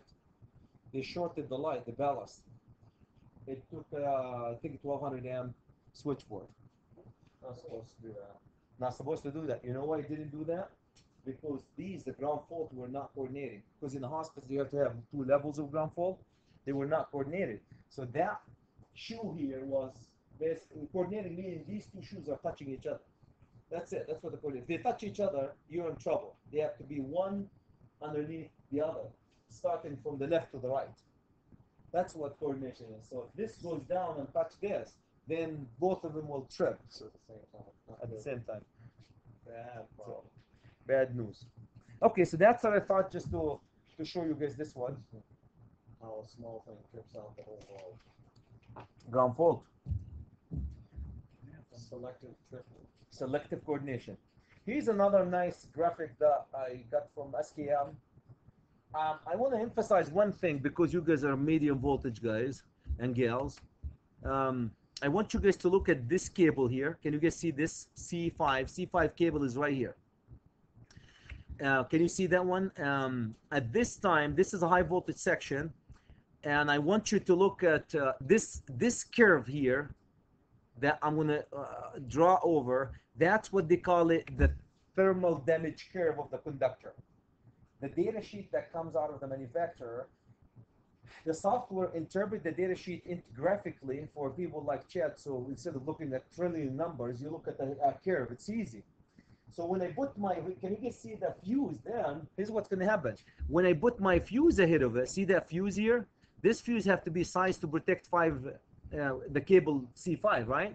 So here's my fuse, C5 fuse. Can you guys see that C5 here? I want you to look at that one. So this is how this is interpreted. Say you have a short circuit right in here. The short circuit is going to go longer, longer, longer, longer. It's going to hit at this time, which is 0.1 of a second. It's going to hit the fuse. When it's going to hit the fuse, you would hope the fuse will open.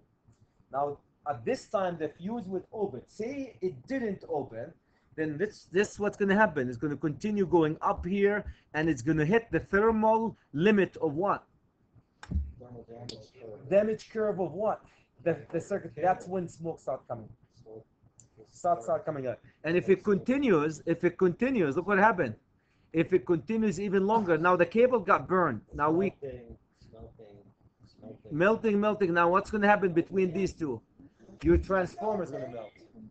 Now at this time, your cable melted. If you continue, don't clear it, your transformer is burning. That's where the damage curve. Yeah, TX3 is the damage curve of the transformer, and C5 is the damage curve of your cable. Any comments, guys? And the rest of the junk here or stuff is really the coordination on the low voltage side. So anyway, hopefully with all this, now when you have a short circuit condition, now what makes you think that this circuit breaker is going to act exactly as it said? This is BSWBD1, which is this one here. What do you think? Do you think this curve is not going to be altered because of the magnetic energy and the heat energy that got dissipated in the circuit breaker? Absolutely. If it's bolted circuit breaker, it will be. If it's bolted, meaning bolted circuit breaker is going to be right at this level here. This is the instantaneous short circuit. You have a short circuit at this level. You know, this is a 4160. 1K at 4160. This is rated for 1K at 4160 is a lot of amps. So from here going up, if you have a situation anywhere in this area here, you have to retest your circuit breaker. Otherwise, all this graphic got altered. Got altered means this curve might have got screwed up now and sitting up here. You know what I mean? We have miscoordination. It will trip. It will not give you full protection. So anyway, I thought just show you this one. Now who cares? I'm looking at you guys and saying, who cares, Chad? You guys work on energized equipment? No. No. I saw you. I have a picture of you coming working on energized equipment. Well, okay, does that count? I mean, that's dead front. All the energy Yes. is back Not there. actually I have a picture. If you move forward, a picture of you there. Just what I said. I No, dressed there's up. a difference. If you got a live bus in one side and you're working on parts, you're not putting the actual wrench on a bus bar. I saw my friend racking a 4160. What is it? 1,000 amp, that circuit breaker that you racked it when I was there? I have a picture of you. I think it's Yeah. 1600. And you were wearing category 4 that day, I believe. Yeah. Right? So that's what this is all about. The categories. Now this looked curve. good too. So can you guys see this category from here to here will decide the short circuits right here. Arcing fault. The arcing fault here will decide the proper PPE that you need to do based on 70E. None. Yeah. Well, I think that's what you need. So 70E, you guys do 70E training. There's tables. There are tables in 70E that can get you to find based on the arc fault, which is slightly lower than the bolted short circuit fault, on the system, you can, based on this calculation, this couple of calculations, it will tell you you need a PPE 1, 2, 3, or 4, right? And with 1, 2, 3, or 4 comes the arc rated clothes and the shield and the gloves and all this good stuff, right? So that's why this is big deal. Now you go to your circuit breaker and adjust it, push the instantaneous this way. You might not have a proper PPE to protect you if there is an arc fault while you're wrapping this circuit breaker in. And I'm not scary guy, but this is, I always like to throw this one because based on the curve that you're looking at, you come up with the class. This is happen to be class 1. Here's your fire rated, which is they changed it to arc rated, right? In 2011, it says arc rated shirts now. Here's your flash boundary, 18 inches flash boundary calculated, and this is glove 00. Is that 00 is, what is it, 600 volts or 1000 volts? I can't remember. 1000 volts, 00, 1000 volt. Here's your limited approach and restricted approach and prohibited approach and so forth. So this is, and the category that you have here is 2.4. That would be category 1. Is that category 1? 2.5 caliber centimeters. I think it's category 1 or 0. One of them. 1 can take you up to 8. Now I have to remember, or 4. Was one of them up to 4? 4. I think it's 4 is yeah, I think 4 is 0 and up to 8 is 1, and then 20 something is 2, and 40 up to 40 is 4. Okay, so anyway, the whole idea, guys, here is based on the setting. It will alter the actual PPE that you have to do. A lot of ours get so big that the concussion will just kill you. So, what's the point of it? I just want to get a head start on the cremation. So. Yeah, you're gonna be part of, like, if that breaker blows up for you in the shredder, you're gonna become part of the MCC behind it. Yep. Right. So as much padding as you have on, the better. So that suit is full of padding too. That's why you do like that. Yeah, I think that's a good idea. So, like Alan said, next time you come out there and that thing don't start, go look at the main breaker and the substation behind it, because it'll be open. Oh. That's Okay, but open it, when you leave it do open. it that way, since that's not our procedure, not yet, To how do you that. check to make sure that the circuit breaker actually Because opens? I'm gonna bring that up about the charging springs in that breaker, because they don't get released. Right, they don't. They don't, and they talk And about. that is what the book says. Well, that might say about the book, but that's also part of the safety they talk about, releasing your stored energy. That's stored energy. We What are don't. you gonna stick your hands on the contacts? Right. So No, you're not putting your hand. I'm not saying if that breaker closes, if those springs discharge and the breaker closes, while you're racking that out, you will become part of that MCC behind it. For sure. Probably not. I'm just saying that's part of it. That's the stored energy thing. I'm thinking about it. I've been thinking about it, and that's stored energy. Don't think. I've been thinking. Okay. Okay. Can we guys pull you back? But I throw these one just to show the gravity of all these curves. You guys are familiar with it. I know every time you make me you give me a walk in where you melt the steel, you have arc flash every day, right? You do arc flash every day, melting things. But for 90% of the electricians, that's a big deal. You guys have a very special condition where, I'm not saying like you're right. Magnetic field could kill you. You push your head against something and you kill. The whole idea, my understanding, I'm not a safety expert, is hopefully your chance of surviving is higher. That's all what you can hope, really. What you can hope. Hope. No, because the suit does nothing for a concussion. Absolutely. Nothing. Absolutely. It's if you push you against, You know right what it against is? So something. they can find you in one piece. Yeah. You're all broken. Or something, Okay. Can of worms. Does OSHA visit you guys often? There you go. Sure. Okay. Now you guys don't have this. In 2011, they came up with outdoor overhead conductors over 600 volt. New article 399 for you. I want to remind you guys of a couple of things before we start. Here's the cables coming. Here's the conductors that we're going to be sizing now based on this. This is really meant for this type of conductors. So we're going to be talking about conductors,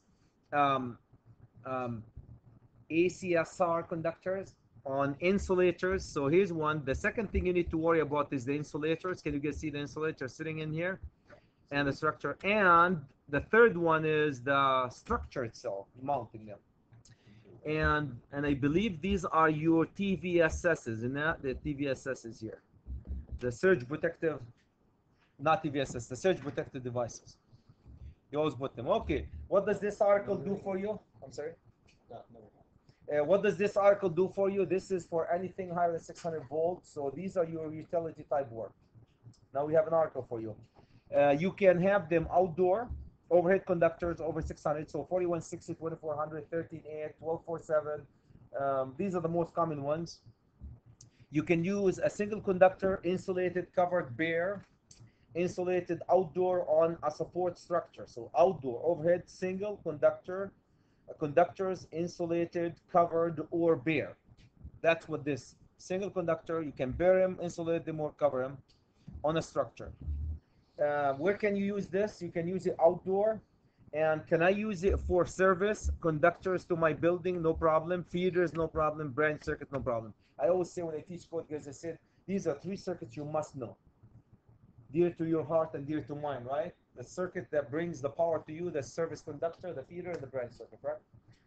Can I use NAM cable as a feeder? NAM? Feeder, yes. But branch circuits, yes. How about service? No. So that's why when you go through the wiring methods, always look at is the wiring method approved for service? A lot of them are not. Most of them are approved, at least almost all of them are approved for branch circuit. Then some of them are not approved as feeders, and some of them definitely are not approved for service. Okay, this is this book. They refer you guys to the National Electric Code, IEEE C2 2007. This is an older version of it. Can I use this wiring method indoor? No, this is utility work, outdoor. I don't know if I had this last year for you guys. I don't know. I can't remember if I had this. This is the notoriously famous wiring method that uses ACSR.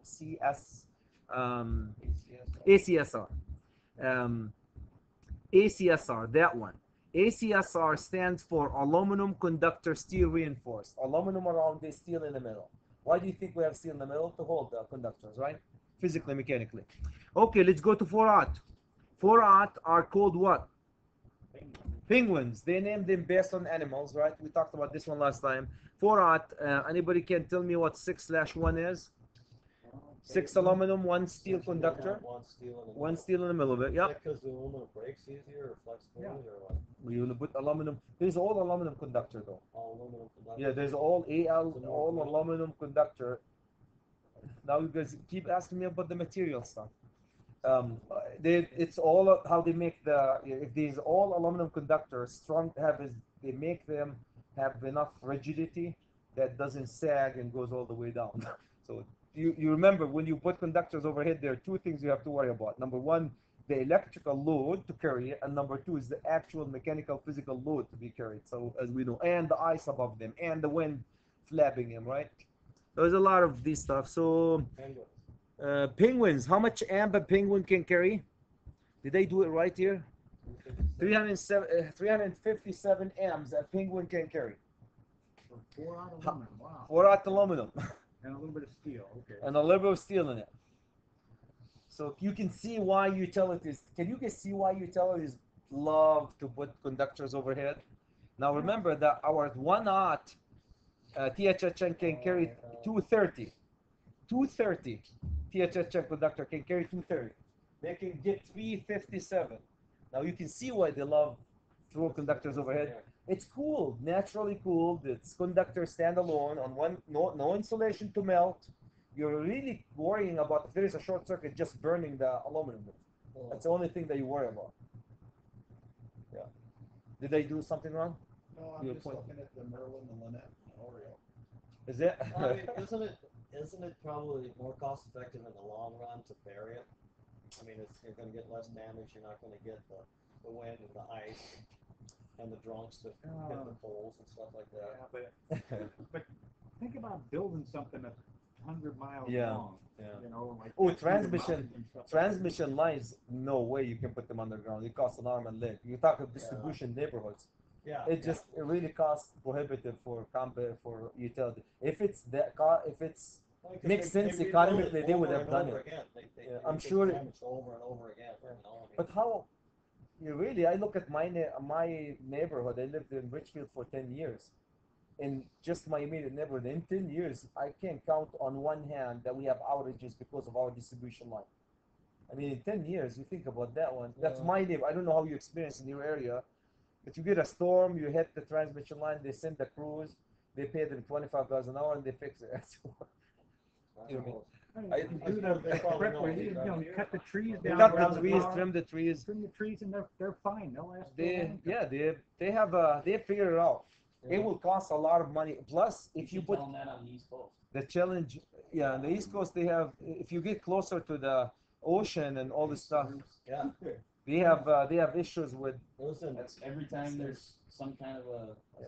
I'd say natural disaster, but it's not even that. It's just a The trip. He's Hurricane missing the good natural one. event. They Jimmy. go, we didn't see it coming. He's What did missing you the see good coming? part. Rain, snow, or ice? Which one? I saw like Never Hurricane happened before. Hugo in Yeah. 90 something. It was a year ago. Hurricane Hugo, we were without power for 17 days because they destroyed the entire power grid for the city of Charleston. Entire power grid went out. And they Everything. I think okay, and they probably made some assumptions about the weather and the ice load they're going to have, and didn't build to the same standards. Well, most every time of you have an it- ice storm, every time you have an ice storm, Oh, yeah, it's how many pretty ice decent storms one, do you have? it falls down. most So of it's the global towers, warming, we're gonna have the to distribution help it. distribution towers that they use, the utilities, they're rated for 30 60 miles an hour. When they build the structure, it's rated for 60 miles an hour. You get more than 60 miles an hour, it's like your switch gear is rated for 50 kiloamps and you got 65. Toast. It's Maybe. toasted or tipped, maybe it depends. Yeah. So they're If rated you're having for a good 60. day or bad day. I mean, if the air No, we have a lot of time. If you just have a high wind here, we'll have power trips Outages. because the lines. I want to remind you guys of one thing. Good discussion, but Dale yelled at me because I didn't finish last time with you, so I have to keep moving. I have to keep going. I remind you guys of the DC and AC resistors, resistance. This is a big deal. When you guys in a second life, when you become lineman people, at the second life probably, they tell you that with the size, the cables for lineman work, they take a third factor into consideration. Remember the first factor, full load, second factor, short circuit. The third factor is voltage drop. How are you going to send the power from Becker all the way to Minneapolis from the power plant? Very low voltage. You want low voltage. High voltage, but do you think it's going to have a voltage drop when you go 50 miles? High voltage. Yeah, you're going to go high voltage Low amps. and low amps, Yeah. and the resistance becomes a big deal. So the size, sometimes we came with 4-aught, right? We started with number 6. We came with 4-aught because of voltage drop. You might go as high as 250 kcm, 250 kcm because of voltage drop. Voltage drop becomes longer distances, big deal. But that's a different life for you guys. Pump the voltage up, you know, bigger Pump. insulators, pump the voltage up. Yeah, but the more you pump the voltage up, what other issues you have? You have coronas, you have arcing, you have leakage, you have bigger installations like the transmission lines that they do. They move from porcelain into glass because porcelain is not, the porcelain insulation that they use is not good at say a million volt. Million volt, you can push the voltage right through wood. So are we going to have lineman work here? Are we going to do lineman here? So a couple of things, guys, about this conductor. I like to do it because my fellow engineers work for them here. Depends on what the potential is. Yeah, yes, how high you can put the voltage across it. Everything has to be done by engineers. Engineering design under license. This is one of the few places in the code, guys, that require a licensed engineer to do things. Very few places. Licensed engineer, professional engineer. Not just an engineer, you have to have a license. Very few places in the code that require that. Engaged, and it's not just with, not Chad. You have to be directly engaged in the design. and you have to put all these documentation, give them to Beggy, my friend right here, the authority having jurisdiction after you do the design. And your report have to include the following: the voltage, the conductor size, the distance between the support, the type of the structure, and the wind, ice load, and the surge protection. All these have to be studied. Now you're dealing with engineered work, really. Right? So you have a PE? Who? What? You have a PE? I do have a PD, yeah. Okay. So that's, Greg Sophie. so what? Ah, oh, The salesman that just came here. So yeah, you have to be a registered engineer, but it's not just registered engineer. You can argue I'm not directly involved in the design. I mean, I was, but I don't deal with design. I have to review a lot of stuff to start the design. I know the material, but I haven't done design for a while. So engage in the design of such systems. So, huh? That's the help. I would. I mean, it's not hard to get back into it. Structure. Now, these need. I'm not qualified to sign on a structure. Is it going to tip at 60 miles an hour, or is it good 50 miles an hour? I don't have a software that can give me all this calculation, guys. So you need a. This is where structural engineers become. Excel have structural engineers that they do analysis on the wind and all the stuff. So you got your what type of structure you need? You need wood, metal, or concrete. Documentation of the engineer design, licensed engineer, in this case will be structural, engage in the design, and all this stuff have to be available to the authority having jurisdiction before you put this structure there. You would hope so, wouldn't you? You put a tower like this and you put 13.8 on it and it tips on the neighbors and burn the house or kill somebody. I don't like them anyhow. yeah, that doesn't look like a 13.8. Looks like almost a phone. 1, 2, 3, 4. Yeah, maybe a phone. It could be 41. No, I think it's 4160 though. I got it from Power. I typed Power. Huh? Here's another one for you. I don't know where to use. Look how many circuits. Yeah, how many circuits you can use this one. It's a lot of circuits here. Installations. Now the structure, guys. When you do the whole structure, soil condition. Are we qualified? I don't know what the analysis the soil conditions. Foundation, weight. Weight of all support conductors, weather loading, ice, wind, angle, change of directions, bands between the structures, effect of dead ending a cable, right? You see them all the time. They anchor the dead end. There's a lot of calculation here about dead ending a structure. Structure, size, and material and hardware. All this have to be documented. So anyway, I just move fast through these. And the last thing, there are 3 parts of this system, guys. There's a conductor, the structure, and the insulation. It really is. And all these have to be documented by engineers and set in a report available to the authority having jurisdiction. Now, the insulation is my favorite. You see the personal insulators here? That, I don't know if this is rated for 5K. Now, this one, definitely, the higher the skirts, they call them. The more skirts you have, the higher they can handle voltages. That's how they do it. And they lube them, really cool, they lube them to handle the stress that you're going to do. Don't ask me what material and how they do them now and all this stuff. That's for a different different scenario. So apply face-to-face. You have to be able to, if this is 5K, you can't put 15K on it. Mechanical strength required for each individual. You're going to bolt them, so you have to have mechanical strength that doesn't tap. And impulse width. This is really my favorite. Impulse withstand BIL. We're going to go to 490.24, guys. This is where if you put a surge protective device on them, you can come up with different sizes. If you put a surge protective device and you put the conductors that far away from each other, if you don't put the surge protective device, you might have to put them that far away from each other. Because if you have a lightning, what happens if you have lightning hit the transmission line? You're going to jump very high voltage, you're going to arc, right? So if you have a surge protective, it wouldn't allow it to jump because it will shunt it to the ground. So the BIL is a big deal. The impulse width insulation. Very high voltage for a very short amount of time. But what's the problem with it? It jumps, it arcs, and it starts feeding into the arc and you burn your equipment. Okay, so that's basically it in terms of your equipment. Any question, guys, about that? Beautiful article, 399. Nobody is excited too much about it. Basic impulse One level. question. Yep. Where in the code does it say the definitions of low, medium, and high voltage? Doesn't. Doesn't. Yeah. Doesn't. It doesn't. The code talks about higher than 600 volt. Right. That's about it. Okay. They go 600 volt and higher. Remember how we, at the beginning, when yesterday we talked about, they define it by, okay, for cables, they go higher than 2000. For equipment, they go higher than 600. For grounding, they go higher. That was pretty funny. You guys are mean to my friend here. I was, Come well, I on. was looking where because they talk. Yeah, there's the first page that we Yeah, did I know, has I all see this. that. I was just wondering.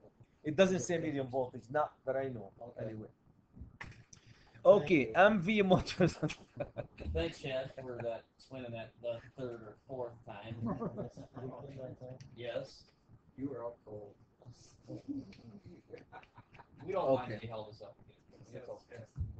MV is my terms here. MV, guys, is my terms and industry terms that they use medium voltage, motors and controllers. These are straight from Collar Hammer, real equipment. If you don't believe me, you can go to the 14 sections in this book, and I brought it to impress you guys. Like I said. Why did not? You said you guys have it, didn't you? No, we tried to find it, didn't have. I have tons of them in my done with it. I give them to my students. Seriously, I'll grab one next time. I brought with me this one. These they were giving him free, guys, during the electrical expo. Remember that? OSHA was giving him free.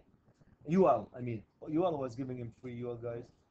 This is I brought it with me because the equipment, medium voltage equipment as well as low voltage, they are UL listed.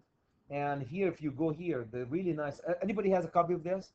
If you guys don't have a copy, really cool. So if you want to know what the UL listing for a medium voltage arc switchgear, and you have no idea where to start, well, guess what? If you go to Article 490, the switchgear is there. So start with the code because we know the code, and there is a reference between the NEC code book and the document of UL documents right here. So start with the code.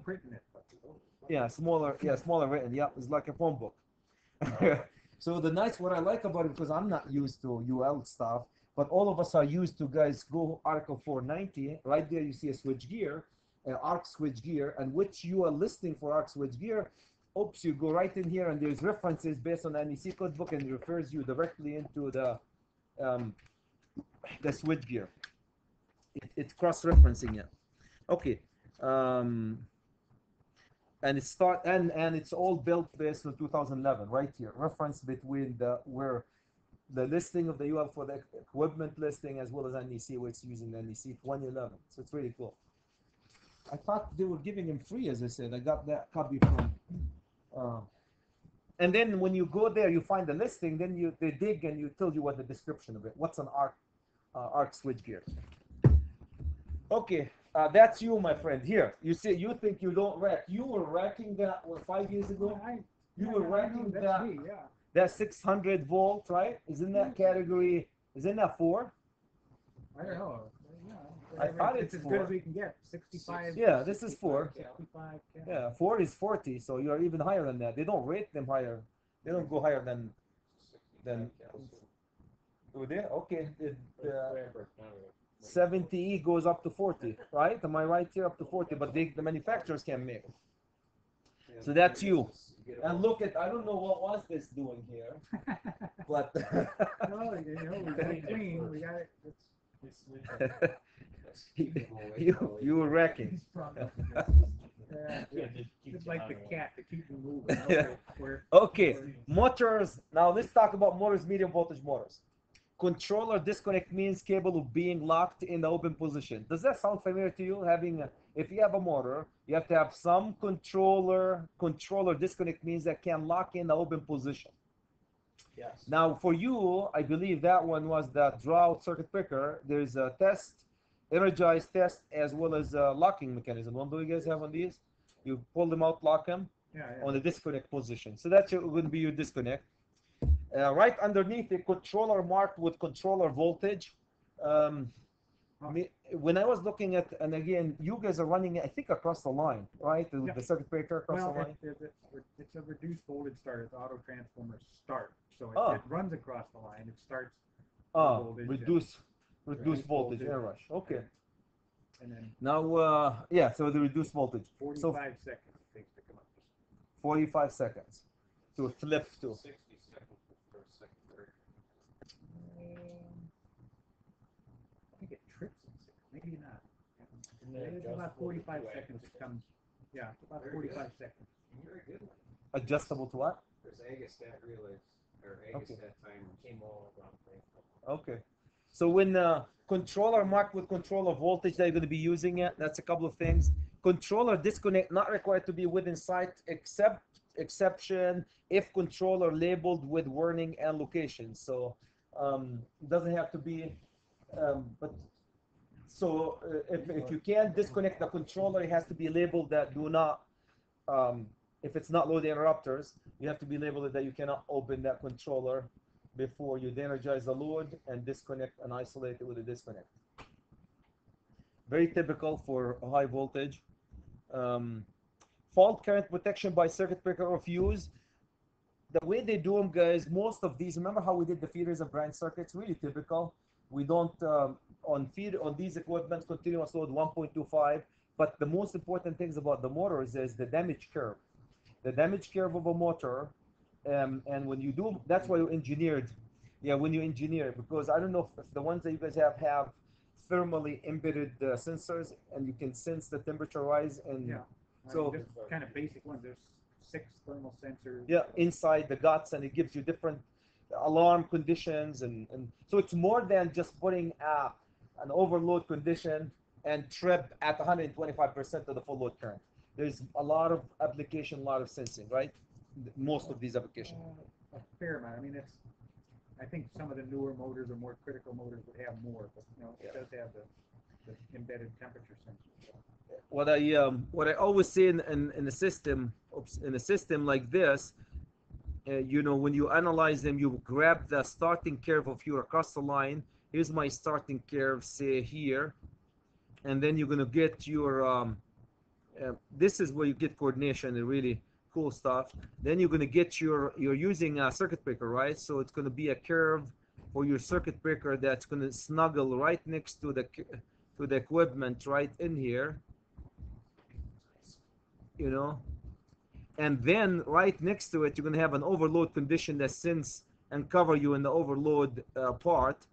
And I'm gonna put my overload right in here. This is my overload sensing mechanism. So between the overload and the short circuit curve of the circuit breaker controlled by relay, I can allow your 6,000 horsepower motor to start. That's my starting curve, right? So 10, what is it? You say 47? You have reduced voltage, so probably this will be lower than that. It's not across the line. Yeah, the reduced voltage will cut this probably by half here, and then you allow it to start for 45 seconds, you said? 40 seconds. 40 seconds based on the manufacturers, and then after that it has to go down to the normal full load operation. If it doesn't, if it continues to go, guess what's going to hit? The blue is overload. That overload, with the embedded sensors, you can trip or alarm on that area, depending on how far you're going to allow it to overload. So that's protection overload. You come over here, you have a short circuit. It's going to keep going all the way. Now this overload doesn't see the short circuit. It will go all the way until it hits the relay that controls your circuit breaker. So what I'm trying to say is between the two, you have your overload and short circuit protection for your motors. And I apologize. This is not how a medium voltage. Medium voltage when you have a relay. The way they do them, I'm sure you guys have seen them. It looks. These are for low voltage. For medium voltage, when you do them, oops, I got one. It looks like this, comes like this and sits like this relay, basically. Yeah, relay curve. It's like a relay curve. Does yours look like the first one? I don't really remember right now. I think we've got it. It's in the book. And all this graphic, I know you guys mean nothing to you, but the graphic is data sheet. This is tons and tons of schedules and tables, and graphically graphed it so it makes sense for a lot of us. Because you put a table, a page like this full of numbers, how are you going to understand are you above or below? It's really nice when you graphically represent them. As long as they don't touch, you're good. That's kind of the rule. There's IEEE has distances that you have to maintain between these two. There's a standard IEEE. This is time and this is distance between these two. But for the most part, if you're not touching, you're good in the coordination. Okay, so that's where your overcome protection device. Then you get into coordinated overload and fault current protection. That's exactly what I did. When you coordinate the two together and you get full protection from overload and short circuit. So it's not as easy as just taking the full load current of the motor, multiplying it by 150. And it more to it than that. You can get signal even from the sensors and trip at them. Okay, overload sitting at 115 of the controller or disconnect means. Here's a number. Does that ring a bell for most of us? This is coming also from the low voltage. 115% of the controller or the disconnect device rating. Overload maximum setting. But there is really, and that's when I say 115, that's when you set this one and you go up this road. That way you can move them. You adjust them based on 115 or more or less. Any comments, guys? Any questions about that? No? Put you to sleep a little bit? Take a little break. Should we take a break? That's a good thing. Did we get? We're done. Okay, let's take a break. Break. Time to go to get rid of our trash. Oh, it is the material here. Okay. So here's what I did for you guys. I grabbed this one directly from Color Hammer, brand new for you. And this is an induction motor across the line starter. I was thinking of you when I grabbed that one. Across the line starter, I forgot that there is a reduced voltage. Vacuum contactors. Yep, it's a vacuum with contactor. optional EMR 300 motor protection and IQ metering start, stop, push buttons, and red and green indicating lights. Complete system to start and stop medium voltage cable. Really cool. So what they do is they have the gain switches here for isolation, overcompression device, like you guys do, probably all of them. And then instead of using circuit breakers to start, they use a contactors, medium voltage contactors. So you get your contactors, but I don't know if you guys can see. This is, I think this is, I can't remember if it's 5 or 15K rated equipment.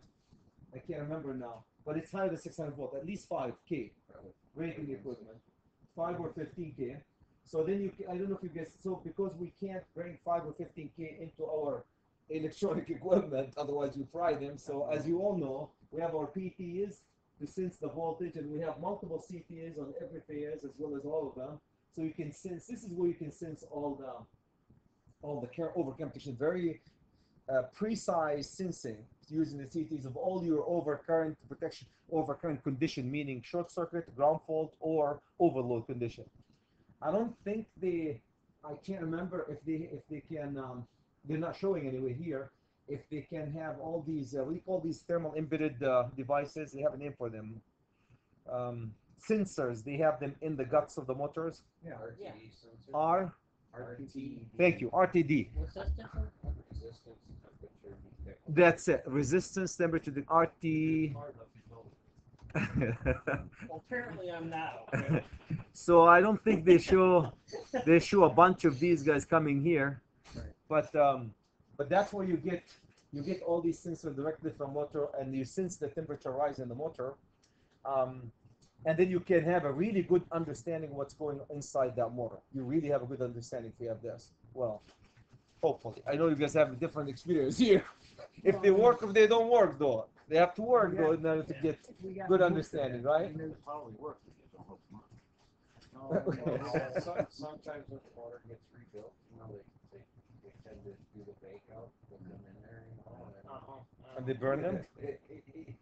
Is that what happened for you guys? Yeah. Yeah. So they no longer sense? Oh, They fry. crack. They fry them. They crack. Okay. Mine still work. Or at least No, they don't work Five. for shit. 5 of them. Okay. Well, remind me, they are the R resistor, RTD. RTD. I always RT and D. Those are different than a thermocouple. Resistor temperature detectors. That's it. Resistor temperature detectors. I think they changed that resistor, the way they sense the temperature by changing the resistor. Is that what? platinum or were they? Yeah, they changed the temperature, the resistor, and that's how they did. Underdome platinum is typically what they are. Okay. And the temperature affect the resistance. That's how they get their sensing. So my point is, guys, so you got your all your sensing mechanism here with the voltage, and then you have all this system. Your lights run, stop, and you have your push buttons, typical push buttons, and so that's full protection for a medium voltage across the line magnetic starter, starting a medium voltage motor from Color Hammer. Across the line using a magnetic starter though, not a circuit breakers. You can use circuit breakers, but these are, in this case, they're using the overcompression device, fuses, isolating device, circuit breakers, and you can see how they're grounding them like required, and they're using the magnetic starter as your control means with all the ins and outs. I thought that would get you guys excited a little bit, so I threw a couple of other pictures there, sensing all the current. I can't remember. I didn't read the whole thing about it. I can't remember if the RTDs are here or not. They don't show them here anymore. No, don't show them. And this is another closer look at the whole control system. And you could do the control, right? All the controls for everything, or what's his name? The engineer that comes with you. Does he do the PLCs only? Yeah, Jay does the PLCs or everything else. Sometimes, okay. But you do controls. Somebody come in to program. We installed a new 469 motor protection relay, and they sent us a guy who this was the first one he'd ever done, and he screwed it all up. We ended up throwing them out. We did. We threw them out, put the old relay back in. We did. And put the 269 back in, and then Jay did most of the programming. You know, he went back through the book and he studied it. Yeah. And so we think it's working okay. What Been online for like 18 months. So. Yeah. Must be doing something. Yeah. This is your motor protector. Unless it But hasn't shut off, the contacts. I'm not. Shut. No. It's backing contact. We checked the circuit breaker. I'm not used to tell the truth. I'm not used with this type of protector, but when I did the distribution system, I'm used to in the utility side. That utilities care about protecting their generators and protecting their transmission lines, distribution lines, and protecting their transformers.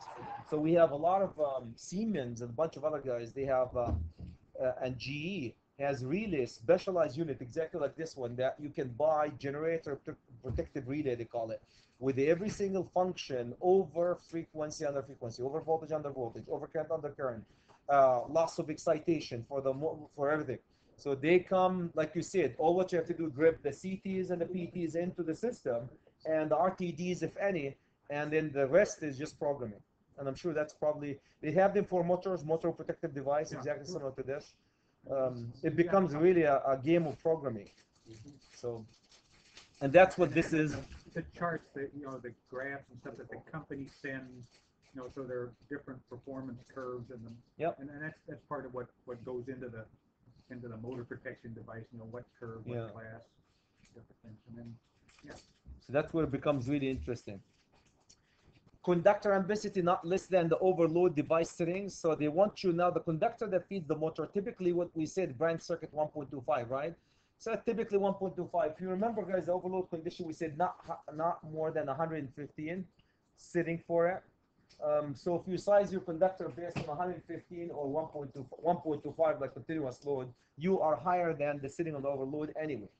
So, but typically, I want to warn you that when this is for continuous duty, but the problem with medium voltage cables are not continuous duty. Sizing is one thing. Then you have to look at what? The damage curve.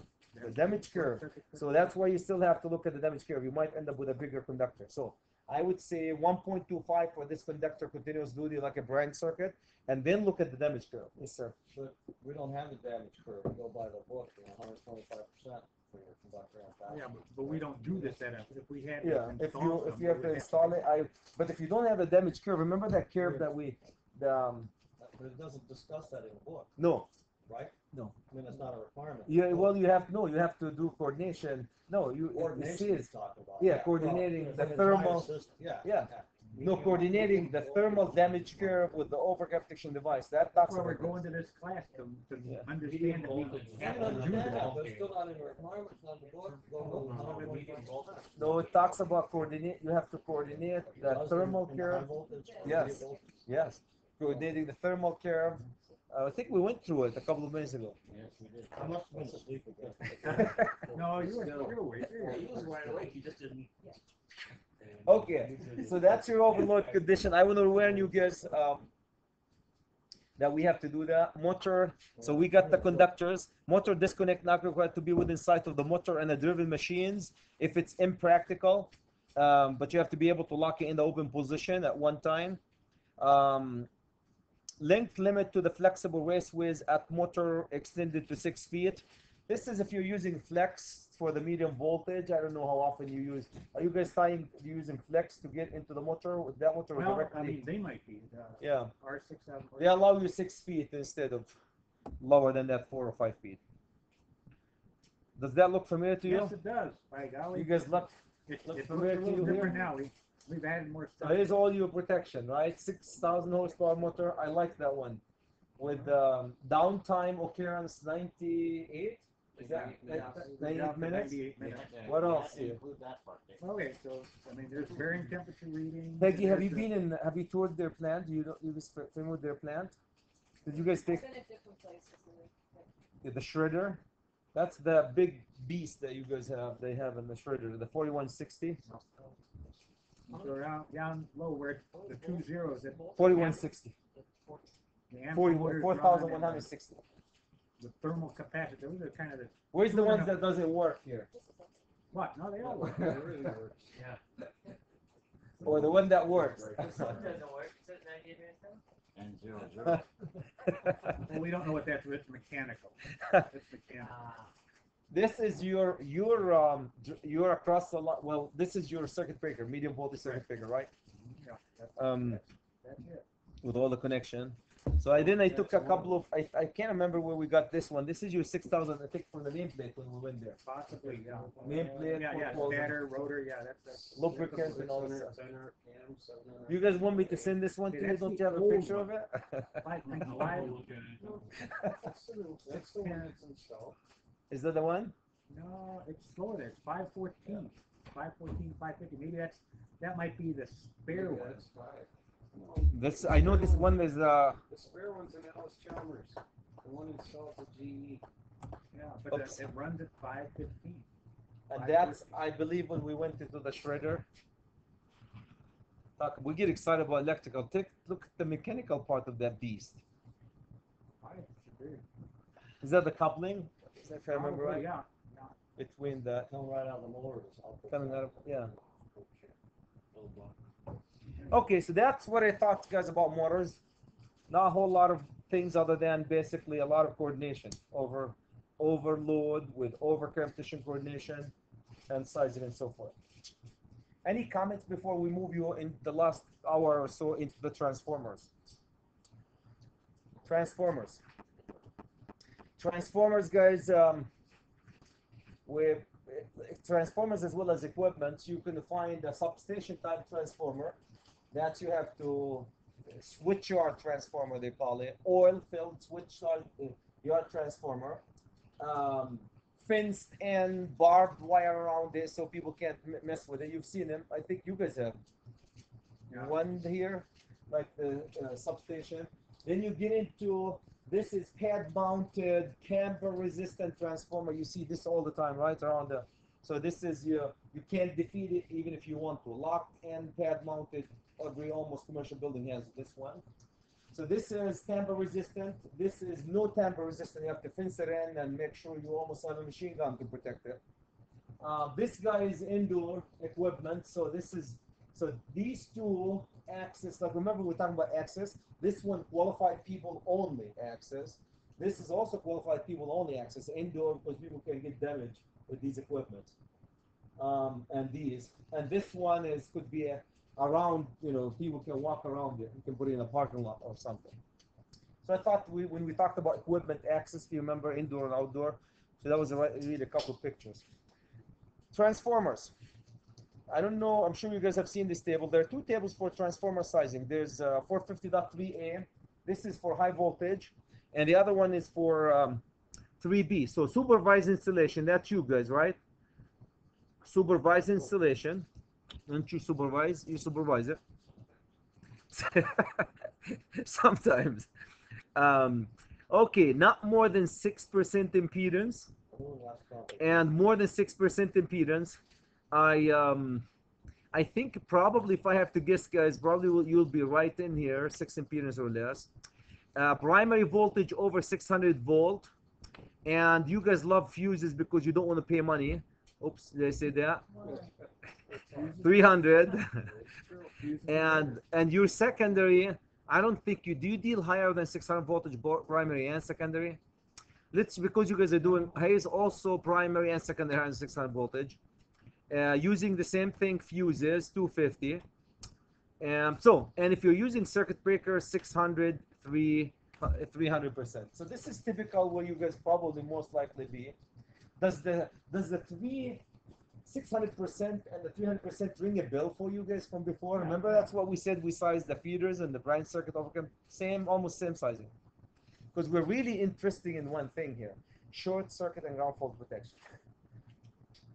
That's why when we size a cable, we put the trip on it, a 600 amp fuse on a 100 amp cable, and we care less about overloading it because it will be an overload protection somewhere downstream. We're just caring about the short circuit capability. Okay, so that's basically typical what I thought to throw this table for you.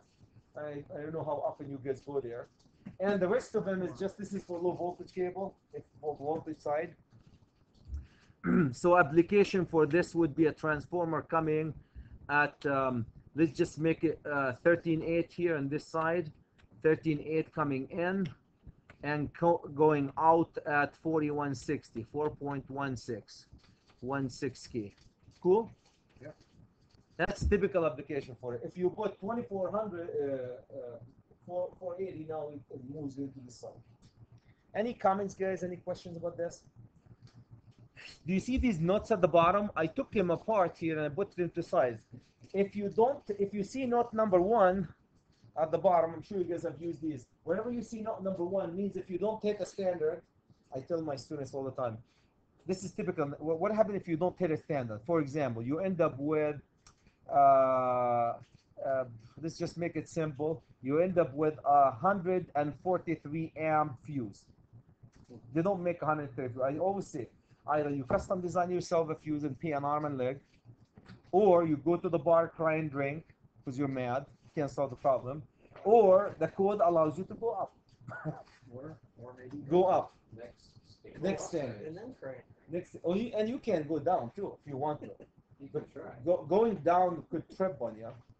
So that's why every time you see the nut number 1, meaning you can go up if it's not standard. Make sense? Going up, you hit 143, the next standard is what? 150, fuse or circuit breaker. Okay, now, secondary overcurrent protection devices shall be permitted to consist of not more than 6 circuit breakers. So it talks about circuit breakers, guys, and so forth. It doesn't have to be 1 circuit breaker. Supervised installation, like you, condition of maintenance, smart people only, service the equipment and installation. That's you guys. If you have electronically actuated fuses, you treat them as what? Circuit breakers. Yeah, they're smart. Coordinated thermal overload protection, permitted to have a separate secondary protection omitted. If you have a coordinated thermal overcome protection device, that device is to hit the thermal, then you don't have to have a secondary overcome protection device. And these notes, this one was 5. Where was 5? Right here. You got me this time. So right here. So you could omit this one if you have overcurrent protection, thermal detection of what's going on inside the guts of the beast. So I thought that's worth showing, right? Yeah. Okay. All right. So then the rest of it, guys, talks about transformers. When do I need a volt for a transformer, and when don't I need a volt for a transformer if they're indoor? If they're outdoor, who cares? So this talks a couple of things about transformers, all from the code. Indoor. So let's talk about indoor transformers. If you have, look at the KVA, they're cut off with the KVA. And have you guys ever seen I'm sure you've seen it on YouTube, a fire coming out of an oil transformer? There's a really nice, cool switchyard transformer. If you type switch right transformer arc, and it start arcing, and all of a sudden, big ball of fire come out of it engulfed. Anybody have seen that? Really cool. So that's why do they size them based on KVA? The higher the KVA, especially the more energy you're going to have and the more explosion you're going to have. So if here's what you have. If you're 112.5, these will be transformers typically for lighting panels, right? If you have a lighting panel, take 480 to 208.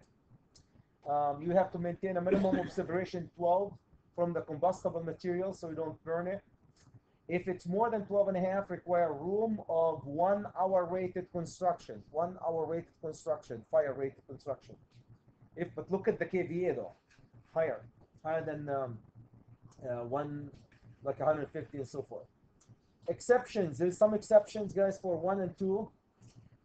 If you have 155 or higher insulation system and separation for a combustible material, maintain 6 horizontal, 12 vertical. And if the same thing, 155 Celsius, so they can handle the heat, insulation, and totally enclosed except for ventilation openings, totally enclosed transformers. So you can avoid having the 1 hour rated and a separation of 12. So, and that 155C, that's conductor insulation? no, that's the insulation of That's the the insulation of the building. Okay. with transformer. We're talking about transformer here. Within the transformer, the insulation of the windings of the transformer. So they can handle 155 temperature before they start melting and creating smoke and heat. So they're capable of. The whole idea is not to ignite the surrounding. If they can handle heat more, this likely that they ignite the surrounding. So this is one few things. Now, God forbid you bring more than 35 volts for 35 kV to a transformer. What do you need to do with that one? You have to treat it as 450 in a volt. You have to put it in a volt. Volt. We'll talk about volts, guys. Concrete, encased room, and so forth, and so forth. So that's indoor. Any comments, guys, about this one? I don't think you has 35K coming to your transformer. Outdoor. You put them outdoor. Hopefully, they will be weatherproof equipment. The winding is not going to leak. If you guys, I belong to a group in LinkedIn of utility transformers, and I read some of the discussion that they do. This, you talk about maintaining your equipment. This beast have so many things to maintain, the temperature and the pressure and the insulation testing and all this good stuff, and to maintain a piece of equipment like this 20 meg, this one's a 20 megavolt tank. That's a very expensive piece of equipment. So they do a lot of testing and listing on it and gauges. It's unreal. It's just like a building by itself has to be maintained. Did you? What was it? 10 meg or more? No, 10, 20 meg? The substation was caught on fire. Caught on fire? Yeah. No, our substation. Yeah, our One of ours. Yeah, we had a failure at the shredder too. But that was, very expensive. now, the transformer itself did not fail. There was something caught fire up on one of the lines coming in, and the Lack of maintenance or. right, yeah, the fire dripped down. Fluff caught on fire. No, the fluff caught on fire. Right, not my fault. We're recording here, guys. Calm down. No, Calm okay, down. But that's a 115. I don't want the management to get hold of that copy here. That's a transformer for that. Transformer for I hear you. 115 or 46. Okay, for outdoor, you put your transformer outdoor, who cares? You're going to burn air, right? But there's one little problem. Make sure you're weatherproof, because your equipment have to be weatherproof. Any equipment, electrical. 12 inches separation from combustible materials like walls, if you're sitting next to a wall, wood wall, combustible material, and unless the same thing, that guy can handle temperature so high, and insulation, and totally enclosed except for ventilation. So that's where you don't have to. Typically, we allow the 12 inches anyway separation, so for ease of ventilation and so forth. Okay, now we're gonna get into liquid type fill transformers. Liquid, guys, there's flammable, less flammable, and non-flammable. Liquid type transformers, not the dry type. Liquid type transformers, flammable, less flammable, and non-flammable. Less flammable. Here's how they define the less flammable. Now, don't ask me about now I go a firefighter and get me into the flash point of all these equipments. Has fire point of not less than 300. So you have to reach 300 to ignite that boy. They define it as less flammable. Indoor. Now you put one of these oil-filled transformer or liquid-filled transformer, some type of an oil, with this flash point on it. Indoor, what are you going to do? You need type 1 and type 2 buildings. What's type 1? Is that concrete? Type 1 and type 2 buildings. And then, so in type 1 and type 2 buildings, you guys want to know where the types are in the back? Anybody have done the types? Type 1 concrete. Is that in there? Yeah, it's in the back somewhere. Didn't you guys leave with that in the secret book? And now I forgot. You keep. Osmosis, we get some of it. I know it's a product somewhere here. This thing. In one. Yeah. Anybody? The annex says. I forgot what. Okay, somebody can find it for me, and you guys will have. There'll be a prize at the Somewhere in the back. Okay, lack of the time. I'm gonna keep an eye on the clock. You guys find it. The time. Then you need a transformer is rated 35 volt or less. Remember, anything 35 higher than 35, you need a volt. So this is not a volt. Non-combustible materials are stored.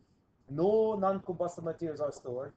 Liquid confinement areas provided. Remember, there's some type of liquid confine it. And installation complies with all restriction provided from the listing of the liquid. So what type of liquid? Whatever they tell you, you're going to follow it. So that's if you put it in type 1 and type 2. I just blanked out on the types. Now, if you go have an auto fire extinguisher, with an auto fire extinguisher system and the liquid confinement area provided, the transformer is rated less than this. So you can put it indoor as long as you have an auto, regardless of all this stuff. And remember that higher than 35 guys always volt. Or in according to 450.26, which 450.26 like flammable, you can install this flammable exactly like install a flammable, basically. That's what they're telling you. Did we find it? Yeah. What is the 2? Type 1, okay, it's on Annex E. Page. Page 815, 814, and the Page 50. 815. 815. 815. Yeah. Type 1 is a fire-resistant construction. All structures, elements, and most interior elements are required to be non-combustible interior. Yeah, it's that. Non-bearing partitions are permitted to be 1 and 2 hour rated for nearly all. Okay, so 1 and 2 hours. And type 2, what's type 2? Type 2 is also There's 3 categories: fire-resistant, 1 hour rated, and non-rated. non-rated. Storage fires are multifamily dwelling. So this is also, look at that multifamily dwelling for. Well, you know, it still doesn't really tell you, does it? Yeah, but there's a lot of things, but there's There's a one. big fancy chart, you know. Yeah, it tells you about the fire rating, and but that's, guys, that's when we go into, when you build the building, the architects will rate them based on the material that's built and installation in one of these categories. My question would be the architect, what type of category is this building? Type 1 or type 2? If it's type 1, type 2, I follow these without getting into all these details. Now outdoor, we're going to put this less flammable outdoor. So don't put it attached to or adjacent to or on the roof of a building. Remember, we're going to put it attached to, adjacent to, or in the roof. The type of the building that we just talked about, building, the installation shall comply with the restriction provided for the listing. So, because we're putting it attached to, onto, or adjacent to. And installation adjustment to combustible material, doors, fire escape, or doors or windows openings may require additional safeguards such as those listed in, we'll talk about these 250.27. So you don't want to put them in next to the fire escape and doors and windows. Or if you're not okay with this, go install them exactly like we installed the most flammable transformer. That one is the worst of the worst, 250.27. The whole idea, guys, really to summarize this, if you have a flammable liquid filled transformer, the restriction is very high. We know that, indoor or outdoor, right? Especially indoor. So they allow you non-flammable, less flammable to install them in the places where it's not a whole lot of fire-rated walls and ceilings and vaults. Okay, so that's less flammable. Non-flammable. So the electric fluid identified as non-flammable doesn't burn, basically, indoor or outdoor. So you indoor, here's what you're going to do: braided over. You have to put them in a vault. Anything 35 or higher, where? That's regardless of this vault, no question asked. Indoor shall be furnished with a liquid confinement area and pressure relief. All transformers does have to have some type of containing, if they have liquid, containing the liquid, right? Don't spill all over, environmentally friendly people. Whatever confinement that confine the oil, the spill, and pressure relief vent, furnished with means for absorbing any gases generated by arc inside the can too, or the pressure relief have to be vented through a chimney outdoor. Do you guys have any of these? Non-flammable, flammable, less flammable. Non-flammable. Ours is flammable. Liquid. No, I think our transformer is non-flammable. It's like olive oil. I mean, your shoes smell good when you transfer Non-flammable. onto it, and it kind of conditions it. It's actually pretty nice. It just gives you cancer. Maybe, you know, how do I know what I like? Mineral oil. Mineral inside. These are flammable, though. But flammable. Pressure relief vent shall be connected to the chimney, as I said. We have a relay that tells us if the gas pressure increases, the sudden pressure increase. Yeah. In the tanks. But So here's a disclaimer, just because Dale is gonna beat me if I don't finish. okay. What they're giving you a disclaimer, guys. They say just because it's non-flammable, you might have to do. Remember the hazard analysis? You guys familiar when you did your 70E? There's two analysis: arc analysis and hazard analysis. You have to do based on your safety protective. What do you call it? Safety program. Safety program that you have, electrical safety program. That's what electrical safety program. So they're telling you based on hazard analysis, you have, if you do it, it will increase your safety. So you might go for a volt or whatever higher than this one because of the hazard analysis. Here's how they do the non-flammable dielectric: no flash point or fire points, and is not flammable in the air. So that's how they define non-flammable. No flash point, doesn't burn basically. Let's go to the flammable. Then they have Ascarol. Am I saying it right here? I hate this word. Ascarol insulated transformers. Yeah, sounds good. Yeah. Something like this. These type of transformers can, if you have them, you have rated over 25 shall be furnished with a pressure relief vent indoors. Installed in a poorly ventilated place, shall be furnished with a means to absorb the gases generated by the arc, similar to the non-flammable, right? And pressure relief vents shall be, or you have to pressure relief have to vent outdoor. And God forbid you bring this type of voltage to them. Where are you going to put them? In the vault. So this is typical for all of these. Now this is the worst of the worst. Oil insulated transformers. These are the ones that turn into a big ball of fire. So look at this. Shall be installed in a vault constructed as specified by part 3. We'll talk about the vault. Except, so the rule for these is a vault. Here's the exception. If the kVA is this amount, can be reinforced, and vault can be reinforced concrete 4-inch thick. The second thing, if the voltage, look at the voltage is less than 600 volt or equal, and the kVA is less or equal to 10, combustible location, or if it's non-combustible arranged made to prevent the transformer oil from igniting the surrounding. So they have, if you have a smaller transformer, can you guys see that one? 10 kVA, you need combustible materials, no combustible materials, or it goes up to this, no combustible materials and arrangement to prevent the transformer oil from igniting the surrounding. So if you have a smaller one, no problem putting it next to combustible material. Now we go to up to 75 or less, it has to be next to non-combustible material, and you also have to be arranged that doesn't ignite the surrounding. Without a volt, remember we're moving away from a volt here, trying to do a volt.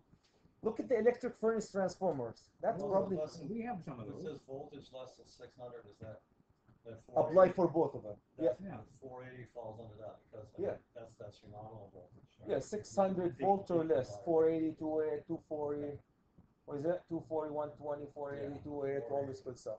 Electrical furnace transformers, I don't know if that would be you guys. Here's the category, and so, yeah, you have more than 75, so you have a volt. In fire-resistant construction rooms, arrangement are made. These are exception to a volt. Everybody understand that we're trying to get you away from 4-inch thick concrete and a volt. So if you are any of these, you don't need a volt, basically, as long as you don't ignite the surrounding and you're limited in the voltage, limited in the kVA. One more exception. So this one is the same. Look at the kVA, smaller voltage. Transformer is integral part of the change particle accelerating equipment. Are we getting a nuke here? In a room of non-combustible. So I'll let you guys talk about this one. So a couple of exceptions. The rated detached building, if either the building nor its content present fire hazard to any of these, then we can there's no hazard of igniting the surrounding. Put a tin shed around it, lock the door, and call it room. Transformer room. As long as you don't ignite the surrounding. So these are a couple of things, guys, with the exceptions. There's more exception, guys, and I'm not familiar with. I don't know if anybody worked on portable medium voltage equipment. Fence inside the transformer. No, we're indoor though. These are indoor. Yeah, we have fences inside. And separation from Separation from the combustible materials. not from the combustible material, from the live parts, so you can like lock in and inspect it. Okay, but the whole idea here is not to create a fire. It's fire. Okay. Not from shock hazard and arc flash is one thing. Yeah, no, I was reading about that. It says Shock- I think I saw it's like 10 feet. We just shock hazard and You can have arc fence flash from is the one inside thing, differently. and igniting the surrounding in another. So all these guys to avoid putting an oil transformer into a vault, really. So if we have portable mobile service mining equipment, I don't claim to be an expert in that one. Provision to make draining leakage fluid to the ground. Safe egress is provided. All this to avoid putting this transformer into a vault. Now, if you're doing mobile service mining equipment, where are you going to have the vault though? So avoid. You are in the Some of those vault. things are always. pretty gosh darn big. Yeah. Those are the ones that have the 13-inch cables running down. Digging, huh? You're not gonna put it in a vault and it's small, mobile. That's what I mean. That's where the whole exceptions here for these transformers. These are exception of a vault, of having a vault. Okay. Now remember the rules really is you go liquid, you put in a vault. Okay, now we put it outdoor, going outdoor, safeguard from the fire originating in the transformer. So you have to, now we're outdoor, but we still have to save combustible materials on parts of the building, doors, windows, and fires. So you have to put it away from all these because of the fire, and you're going to move it away from the combustible part of the building because you don't want to have a fire that could spread and burn the building. Concrete building, wall buildings are not included. Of course, they're not going to ignite. We're going to talk about wood, anything that could be ignited. Methods of safeguarding. Here's how you safeguard these windows. Space, separation, fire-resistant barrier, auto suppression system, enclosure that contains the oil. And then they added a couple of things, guys, for transformers. If you put them, now you put a transformer on a structure or a wall, now they refer you to that, now your elevation, we're going to refer to this one. And this one will tell you, if you put a transformer on a pole, you can't put the pole right next to a window or a fire escape, right? Because explosion in the transformer will prevent the people from using that window, that fire escape, or will ignite, bring the fire into the window and so forth. So that's your, wanna see an underground transformer. I'm sure there's lots of That's underground. Underground transformers. There are downtown Minneapolis.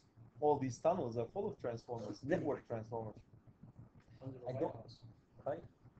Under the White House too. I'm sure that all these downtown buildings. Where do you think all these transformers that feed the buildings? They have a network design, vaults underground, and tunnels that take all the power. Really cool. You talk about short circuit capability. You go down when we design buildings in downtown Minneapolis. You're looking at 150,000 volt on a low voltage side because of the network. When you have a network of secondary transformer tied together, imagine the amount of available short circuit coming from every direction. So it's very high. That's when the equipment that you size for the downtown areas, St. Paul or Minneapolis, they're always rated for a lot of the 2,000 kiloamp and 1,000 kiloamp and higher. Where you come to the suburbs here, you can get away with 85K easily. 85 and 65 is very easy to get away with. Low voltage. Okay, here's a few things for us about flammable. Flammable fire point. Less than, if it's flammable, less than 300 C. Mineral oil, that's flammable. Does that sound, that's what you guys have, mineral oil? Remember, if it's more than 300, did we call it non-flammable, less flammable? If it's less flammable, it's more than this. So the cutoff is the 300 C. Can you ignite this boy up to 300 C? Less than 300 C is flammable. More than 300 C, less flammable. Here's the biodegradable. That's probably what you're talking about. It tastes like olive oil. You're frying an egg with olive oil. Now you got my attention. Biodegradable vegetable based fuel, biotrans, and all this good stuff. These are all your less flammable. I'm sure that's what probably that you guys have. And then the non-flammable. Here's the material. I want to let you guys read all these big words here. These are all the non-flammable. Anybody want that? Or fluoroethane, Polychlorinated, biphenyls. Okay. Okay, so it's not going to catch Ascarol fire. is non-flammable. Is that? So it'll polychlorinate,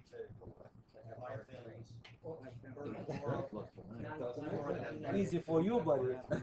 So there is no fast. These are non-fire point. but they're dangerous in other ways. PCB, we don't have PCBs anymore. We know what? I mean, but PCB, PCBs and that other stuff goes cause cancer, cause Yeah. birth defects, all that kind of stuff. But my gosh, it makes your hair fall. Okay, so that will give you a definition of flammable, non-flammable, and less flammable. And if we know that definition, we go from there. Okay, less flammable liquid listing, UL under UL listing, guys, and that's why I brought this guy with me. When you go to the transformer section, and you want to know what's the UL listing for less flammable, non-flammable, or flammable, all what you have to do is go to the Article 450, to the section that talks about flammable, and there's cross-reference between that. And if you go right here, you'll have one side, you'll have the NEC code book. Right next to it, you'll find the UL listing. And right next to it, the page where it talks about this listing. So the UL guys like to coordinate with NEC code book. It's really cool, nicer. Because we're not, I told you this before, I'm not familiar with all the UL listing, and either I think any one of us. But we're familiar, most of us are familiar with the code. So if you tell me 450.21, no problem. I can go to there, cross-referencing it with the UL listing, go to the page and read about it. I trust that if I leave this one with you guys, you will read it from cover to cover. That looks like a phone book. We're not going to read that. Maybe if we need it. We have, as long as there's one in the reference library. Anybody's familiar with FM factory mutual? These are less flammable and non-flammable. The less flammable material, the vegetable oil, the degradable vegetable-based liquids. I just figured that 300 degrees centigrade is 572 Fahrenheit, just in case you wanted to know. So it's hot. It's hot, yeah. Yeah. Just so if anybody wanted to know. To know what this is. See, I grew up with the Celsius system, so when you go 300, I fully understand. Yeah, it's hot. It'd be hot, yeah. Okay, factory mutual. Factory mutual, guys, a big buzz when we design transformers. A lot of the projects that we did for corporations, they want a factory mutual label on it, meaning it's environmentally friendly, biodegradable oil. So it serves two purposes. You save Mother Nature for the tree huggers like Chad. Number one, I don't know if you guys are tree huggers or tree cutters. Are you tree cutters or tree huggers? There's two people, right?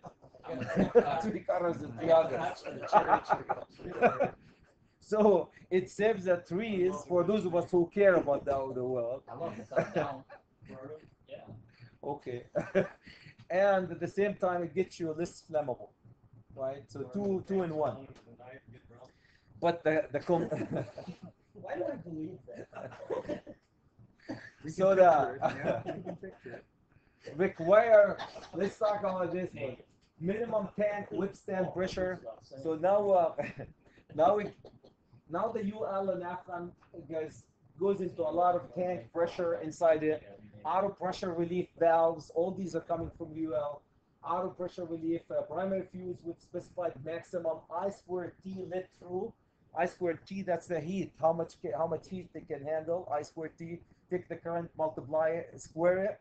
That's the heat, energy, and then multiply by the time. How long will it take you to cook this transformer? So if above provided, volt is not required. So they talk about all this stuff provided for the most part, and we talked about in details, guys, the sizes. No voltage required. Maybe manufacturer provided. Some of these stuff. So the only thing I want to talk about, guys, is the UL is a major things. You get into degradable, you have an FM rated. So a lot of manufacturers came up with FM rated. Okay, construction for volts. Would you guys like to do a couple of volts here? Volt construction, you have them, right? Ventilation to the outside air with or without ducts or flues, if practical. So you have to have some type of ventilation. With or without ducts. Here's the rating: 3-hour fire rated wall, roof, and floor. Done. How many inches would that be? Is that 6 inches concrete, thick concrete? Something like this. I thought it's too. Yeah, 3 hours probably, what is it, 6 inch maybe, thick concrete. Now look at the word though: walls, roof, and floor. So your big concrete thing. You're looking at it here. Oh, by the way, please do not use studs and drywalls like behind you here, because without discussion, you can't get 3-hour rated out of them, even if you triple them. And of course, it has to have adequate structural strength for the load. If you're putting a transformer there, the floor has to be able to handle the physical, mechanical load of the volt. So that's your volt. That's what you're trying to avoid. Right? Trying to avoid putting a vault like this void in it. Doors in the vaults. You have a door. Does that remind you of what we talked about, guys, yesterday too? The doors that come into the vault, they have to be 3 or 5. The same thing that this is coming from the transformer section. The other one was coming from the 110 section. So 3-hour fire rated walls. Curbs for oil. You have to have some type of cells or curbs to contain the oil. Remember, there's an oil issue here. Oil containment, 4-inch minimum height. Sometimes you can't, this doesn't qualify, the oil will go all the way, so you have to have some type of containment for the oil. Don't forget to have a lock and keep it locked at all times. Does that sound familiar to a volt or even electrical room high voltage? And yeah, and swing out with panic bars, right? And if you have 100 kW or more, drain for accumulated water and oil if practical. That's only for that size. Drain for accumulated water in the vault and oil if practical. I thought we were going to get rid of the word practical. How are we going to measure that? For practically, you need to be able to drain the water too. Contain the oil and drain the water and the oil. Any comments, guys? Any questions about this? Anybody's excited about the volts? Yeah. We're gonna be like We put a little sump where we can put a Sump pump? like water leaks in there. So we want to train ourselves, we can pump Trains. Yeah. submersible pump. But I don't understand. What if you have an oil leakage? Then would you contaminate? Yeah. Vegetable oil, we just pump it in their life. Yeah, that's what combustible. Yeah. But if you have, I don't know what we do with that. Exactly. That's what the tankers for. Yeah, bring somebody in. I won't, that'll be somebody else. Bring somebody in with a tank. We would be down for a good while. Yeah, think about oil. okay, openings. Remember that vault have to have some opening for air, guys. Opening located away from the doors, windows, fire escapes of the building, of course. Natural circulation. So these holes that's going to go through your above ground or below ground vault, they want you to have 3 inches per kilovolt amp. So do your math. You have 1,000 kilovolt. That would be 3,000 square inches. What, height? 3 holes to get to the air. 3 inches square, that's the area. Yeah, that's The the circle. yeah, absolutely. Take the area of the circle, add all the circles together. What's Add all circles. pi r squared? Do you remember the pi r squared? Take the inches Area. Come on, That's everybody it. knows it. per kilowatt, or minimum. Around. If all hell break loose, you need a minimum of what? 1 square foot. So here's half a square foot, another half, at least minimum, regardless of the kVA of the transformer. Opening covered with screen, louvers, or etc., so people could tamper with them, get things into them. Openings to indoors, you need to have a 1.5 hour fire dampers if you're going opening to the indoor. Duct material shall be fire resistance. So here's your transformer. This is, remember, we are putting a transformer here, not just switch gear.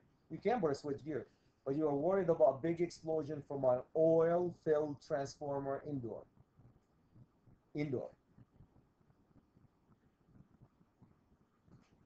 So that's as ugly as it gets. Okay, that's about it, guys, for the transformer. In 2011, the NEC code book came with a disconnect means for transformers. You guys remember when you were with me last summer when we did the code update? Or was it somebody else did the code? I thought I did code update for. Is it? In code update 2011, we need by code, you need a disconnect for every transformer, low voltage or high voltage. The only exception is these little babies here. You guys remember the class 2 and class 3 transformers? These are excluded from this situation. Class 2 and class 3 circuits are excluded. So you need a disconnect. The disconnect have to be within sight of the transformer or has to be lockable in the open position. If it's not within sight, you have to label the transformer with the location of the disconnect. That's typical for low voltage or high voltage. I thought just to throw this one for you to tease you guys. Let's move to the capacitors, otherwise Dale is going to fire me. They're fired. I thought you were already Is that quit. it? That's what I mean. Are we done yet? No, we have a couple of transformers. Well, we have half an hour. Okay. You know something, Chad? You wouldn't lead us on these other discussions. I need you guys keep the discussion. Done an hour ago. Wait, let's go. Let's go. But then I put you to sleep if I keep going. Then we have. You'd get done a lot faster, wouldn't you? I have to keep you until 3 o'clock. Keep you awake at least. Okay, capacitors. You guys have capacitors? Of course we have capacitors, filters, and so forth. For capacitors, group-operated switches shall be used for the capacitors. Here's how you size the capacitor switching. It has to be sized for 135% of the capacitor rating. 100 amp, then you need 135 amp minimum, 135 amp disconnect to disconnect it. You go to the next standard, 200 or don't think they make 150 disconnect unless you need circuit breakers. Interrupting the maximum capacitor installation current. Now these switches have to be rated to interrupt the maximum capacitor installation current. Load interrupters, not short circuit interrupters, withstand the maximum MRUSH 2 on the transformer, on the capacitor, and carry the currents due to the fault. They have. Do you see anything that says interrupt the fault here? You guys are notoriously famous of understanding what fault interrupting versus load interrupting. These have to be load. The switches on them have to be load interrupters, but not current not short circuit interrupters, not fault interrupters. Isolation.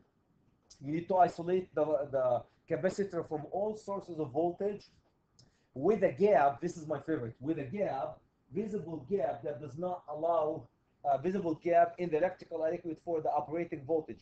You can't just isolate them. We're talking about meter voltage. You can't isolate them that much, and then what do you get when you get too closer? The voltage will jump, right? So makes sense. All these guys, you have to isolate them enough so that voltage doesn't jump from one side to another. Okay, isolating or disconnect means no interrupting rating. If there's no interrupting rating on them, you have to interlock them with the load interrupter device. If they are not rated to interrupt the load, you have to have something with them that can, you guys, you know, you have situation where you open switches that's not load interrupters, you get big arc, right? Yeah, So, open the breaker at the same time. well, you have to open the breaker first, interrupt the load, and then you isolate them, open them, right? Unless they're rated for load interrupters, or unless they are unless they interlock somehow a set of fuses with a disconnect. When you open them, the fuses will take care of the. It's funny they put the prominently displayed caution signs because I think a lot of people would not pay attention to what they're doing and just pull a switch. Yeah. I think. Because we're used to low voltage, and even low voltage guys don't. Do you remember when we have a low voltage disconnect for motors? They have to be horsepower rated, right? Why do you think they have horsepower rated? You're not meant to open it under load, but if you are to open it under load, it's not going to explode in your face. It's going to be able to interrupt the power coming from the motor. Okay, interlocked with the load interrupter device shall be provided with a prominently displayed caution sign to prevent. This is your favorite, guys. If it's not interlocked, you have to have a sign to tell the people, do not open this disconnect isolating device under load. Will you? Series capacitors. Series capacitors. Okay. There's a rebar over there. Use it. Oh, where did it go? I didn't see it. What, do you give me trouble here? If you have a series capacitor, guys, I don't know if you've seen them. They add these capacitors in series to get you the microfarad and the kVAR, and in parallel, so it's a combination. So what you can do, mechanically sequence isolating and bypassing switches to isolate these in series, interlocks, switch procedure prominently displayed at the switching location. How do you isolate these banks of capacitors in series? So you have to have a switching procedure right into the displayed at the switching location. So you don't switch half of them and leave the other half on, or so forth. Overcam detection device. You have to have some type, either fuse or circuit breaker to interrupt. Remember that knives were to interrupt the load, if any. Otherwise, they have to be unlocked with the load interrupters. Means to detect and interrupt any short circuit that could happen inside them. Single pole, multiple pole devices, single or multiple pole shall be permitted for the purpose. Protect individually or as a group. You can put multiple capacitors on one fuse or circuit breakers, or individual capacitor or fuse to the circuit breaker. I'm gonna spare you guys. Anybody have seen the zone 1 and zone 2 for capacitor protection? Okay, if you guys can support your friend Chad, we can go together and buy this this standard here. NCI EEE 18-1922 shunt power capacitors. It talks about zone 1 and zone 2 protection. Not really too familiar with them. Anybody have? So shall be rated or adjusted to operate within the limit of the safe zone for individual capacitors, the overcurrent. If the protection are rated or adjusted to operate within the limits of zone 1 or zone 2, the capacitor shall be enclosed or isolated. In no event shall the rating or adjustment exceed zone 2. And if you guys, for more information, go to IEEE to get the zones. Buy that book. I don't say. I wish we used to have access to them. Here's a bank capacitor bank, guys. This is directly from Callerhammer. Bank of capacitors directly from Callerhammer. and protecting a bank of capacitors at medium voltage. So you can see your capacitors are right here. They have some type of reactor to limit the current going through them. And you have a contactor that getting the 51, 52, 50, that's 51 overcomputation device, I believe, relays. And then you get your voltage, sensing voltage, and you're sensing the current, your CTs, and you have your here's your overload protection, here's your controller, because you need to be able to start them and stop them, right? Or you can put 1, 2, or 3 online. You can, yeah, separate sets, thank you. So these are actually one-line diagrams, so they are separate sets. You can bring as the voltage sags in the system, you can turn one bank at a time. So, and so that's basically some control system. You can see they have a lot of 59, 46. I think 46 is, I can't remember if it's over or under voltage. Since that you have a most likely under voltage condition. 47 something. Is it 47? What is this? 46 or 47? Can't remember what 46. But it has to do with the voltage, lower or voltage. Might be an overvoltage. Then over voltage condition, you shut them down. You guys know what capacitor will do to your system, right? They up the voltage higher. So that's a riser for low voltage. Here's what they want you, the code wants you guys to have on the capacitor: nameplate, manufacturer, rated voltage, frequency, kVAR, number of phases, and volume of liquid identified flammable.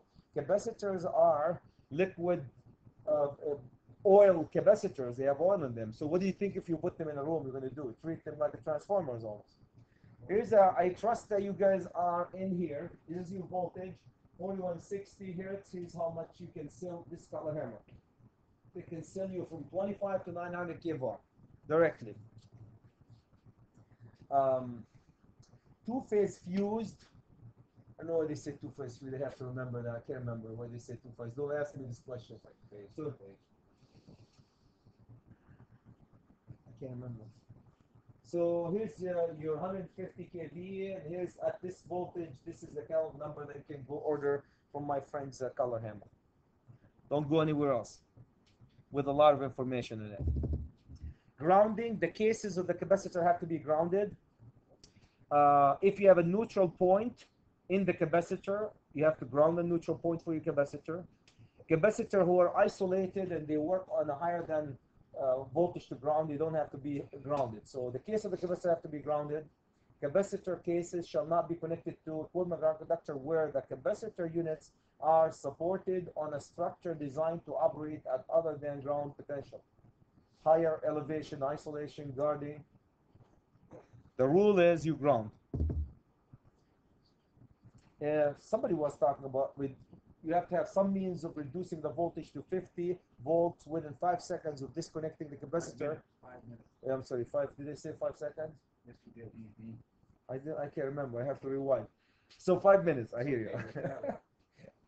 So 50 volt. You have to drop it down 50 volt or less within 5 minutes. Anybody knows why? Because you get zapped by capacitors, right? It takes at least 5 minutes to get out there. Climb up on the transformer And grab them. Yeah. Connect to the terminal. You can permanently connect them or auto means. You have some type. Do you guys have auto means or resistors? The minute that you isolate a shunt right across the capacitor, suck the energy out of them, or some type of an auto means to reduce them. If you are here's what you guys have. If these are tied directly to the transformer sides or resistor, what do you think you have in the transformer and the motors? You have coils. So all this energy after you disconnect it goes right through the motor, spin the motor slightly, and then dissipate all energy. So if it's directly connected, you don't need a shunt across them because it dissipates right through the equipment. Okay. Now I'm going to be fired with Dale here with that one. Huh? That sounds familiar to you guys? High impedance grounding. Okay, the second thing, guys, is I want to talk about grounding resistors. Grounding resistors, a couple of things about grounding resistors: protect against physical damage, isolate by enclosure or elevation to protect them, combustible material, don't install them in close proximity of things that you can burn. And do you see that magic number that keep coming up? 12 inches for transformers. Move them away from combustible 12 inches. Clearances from grounded surfaces shall be now these are medium voltage ones. So you go to the clearances that 490 can give you from grounded and ungrounded equipment. Temperature rise. We're talking about grounding reactors here, guys, and resistors. Grounding reactors, when you have temperature rise from induced circuit currents, if you have a reactor and you put current through it and you put it right next to a conduit, what do you think it's going to do? It's going to induce voltage into the conduit, and then induce voltage, if it's shunted, is going to induce current, and induced current is going to create a hot spot, hot conduit, right? So they want you to move them, so arrange them shall be installed so that the temperature rise is not hazardous to the people or igniting the surrounding, right? Isn't that why we group phase A, phase B, and phase C and neutral, put them in one conduit instead of put them in a steel? Every phase in one steel, and then you see that steel conduit igniting and getting hot. Induced, that's very typical to the induced current from the reactors. Here's how they use them. 51 neutral. Three applications for them, guys. This is directly from Colorhammer again. Application number one that you probably guys familiar with is for the transformer. You can ground the transformer right in here. You guys, everybody knows why we use impedance grounding, right? Resistor grounding. There are 3 systems in the world that use. Ungrounded system, beautiful. You can get the first hit and you're still standing. The second hit and the second phase get you down. What's the problem with this? Transient voltages burn equipment. It's not good for transient voltages. You get hit by switch capacitor or hit by lightning, get a little pulse, and it burns equipment, deteriorate the material. So the Smarter Than Chad came up with the grounded system, which is we all use. So they take the neutral, ground it to the ground, right? Or ground the corner delta, grounded. The problem with this, of course, you have a ground fault, you're down. So the Smarter Than Chad again came and said, what if we have some system between ungrounded and grounded? And that's where they came up with the impedance grounded. They put an impedance, so every time they have a ground fault, they're not going to have high voltage because of the ground fault, because they suck that ground fault directly, burn it through the reactor, right? And they can alarm. They don't have to trip. They can send an alarm to the maintenance. If, by the way, you guys have a ground fault being burned, the current is being burned through the reactor. Schedule a month from now or so a check and go take care of it. And I believe this particular one of these Colorhammer has a technology that can send a signal and identify the location of the ground fault on every phase and the actual location where you have ground fault. So this is on a transformer. You guys are familiar with that. This is a transformer. You can put it on the utility side. You also going to put it on. So here's my transformer directly here. You can put it on a generator. A lot of generators have them, guys, here. And this is my favorite. Or you can put it on a delta system on a switch gear. I don't know. You can also put them on a switch gear. Ground the switch gear itself through an impedance grounding. Delta on an impedance grounding. You have a zigzag transformer. Can you guys see how if you have a delta system, they get a zigzag transformer to get you the neutral, and then they monitor the neutral through the zigzag transformer.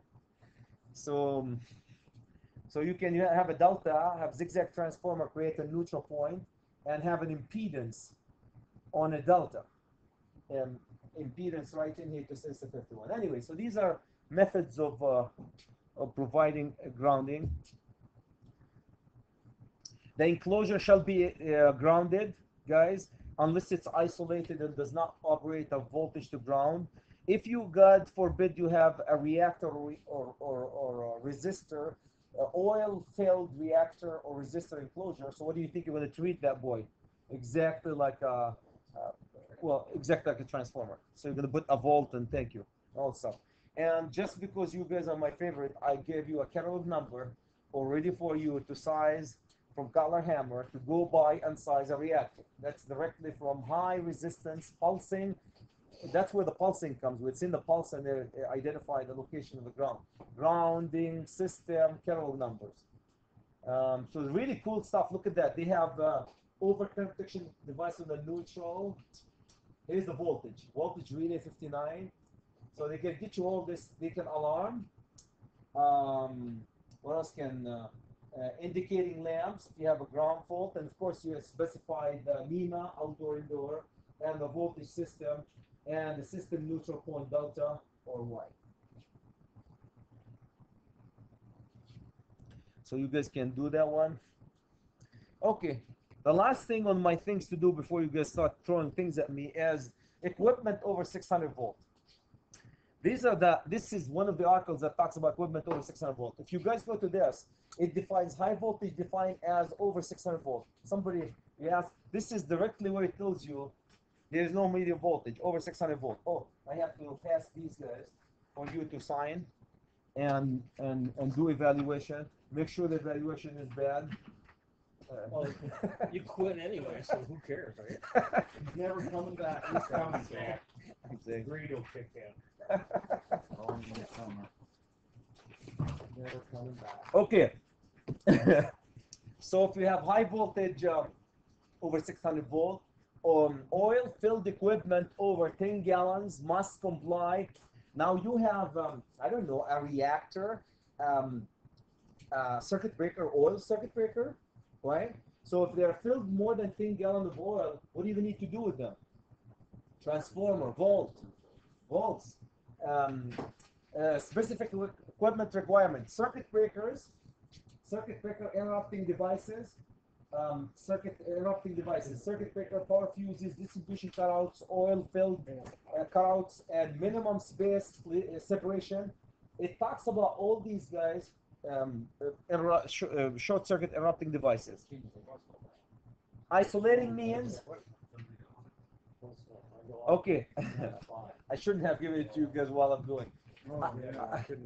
Isolating means shall be provided to isolate the equipment disconnect, basically, from ungrounded conductor, not required with other ways of de-energization like a drought circuit breaker. You still have to have a disconnect, but if you have a drought circuit breaker, that you don't have to have a disconnect with it, right? Not interlocked with approved circuit interrupter devices shall be provided with a sign. Back to you guys. A switch gear, a circuit breaker, that a night switches that's not load interrupters, you have to have a sign that says do not interrupt, open under load, right? Sign right in there, opening them under load. That's for anything that's not load interrupters. Fuse holders and a fuse designed, so if you have a fuse holder and a fuse that can act as a disconnect as well as load interrupters and short circuit interrupters.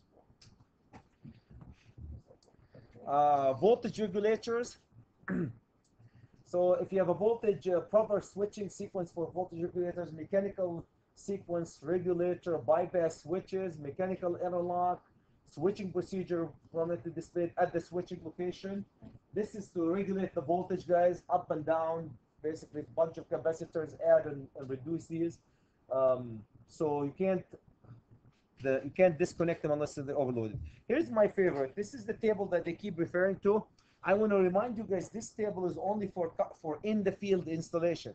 UL listed equipment does not follow this table. They have their UL listed, so they can be smaller or bigger than this equipment. So I decided to build a system, and my nominal voltage, I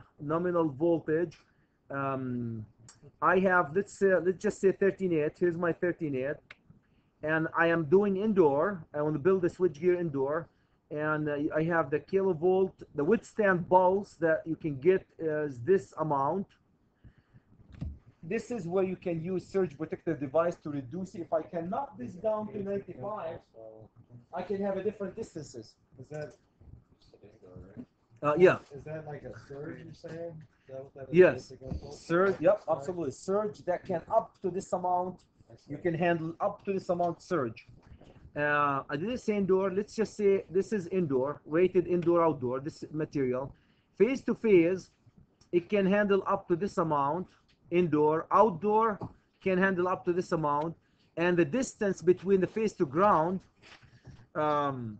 This is the phase to ground indoor, and this is the phase to ground outdoor. Can you guys see that? So if I have a 13.8 system, I can handle, if I have a 13.8 system like you guys have, and the switchgear is indoor, it can handle up to 95,000 volt surge indoor. If you put it outdoor, it can handle up to 110 lightning, higher. Now, How does that change? How does that change? What do you mean? How can it withstand more of an impulse, indoor to outdoor, the same piece of equipment? Interesting. Because if you're putting indoor, you're putting inside equipment. Outdoor is going to be on poles. Now you're asking me But about it's you gonna come understand. apart at the same level, right? Heat dissipation? For the sick, heat dissipation. Why? But here's your hold. Here you hold. Yeah, indoor you can create fire too. But here's the whole idea, guys. Now indoor, so face-to-face distance between the phases, in order not to arc for you, if you're indoor, 7.5 feet. If you go outdoor, look what they do. They put them further apart. That's why probably they came up with a higher value. Make sense? Now to ground, the same thing. Indoor, 5 feet separation between face to ground. Outdoor, 7 feet. So that I think they accommodated this inches. No, did you forget that? Feet. I'm sorry, I said inches. 7.5 feet, 7.5 inches. Everything is inches. Feet. That will be a transmission line. Yeah. Yeah, inches.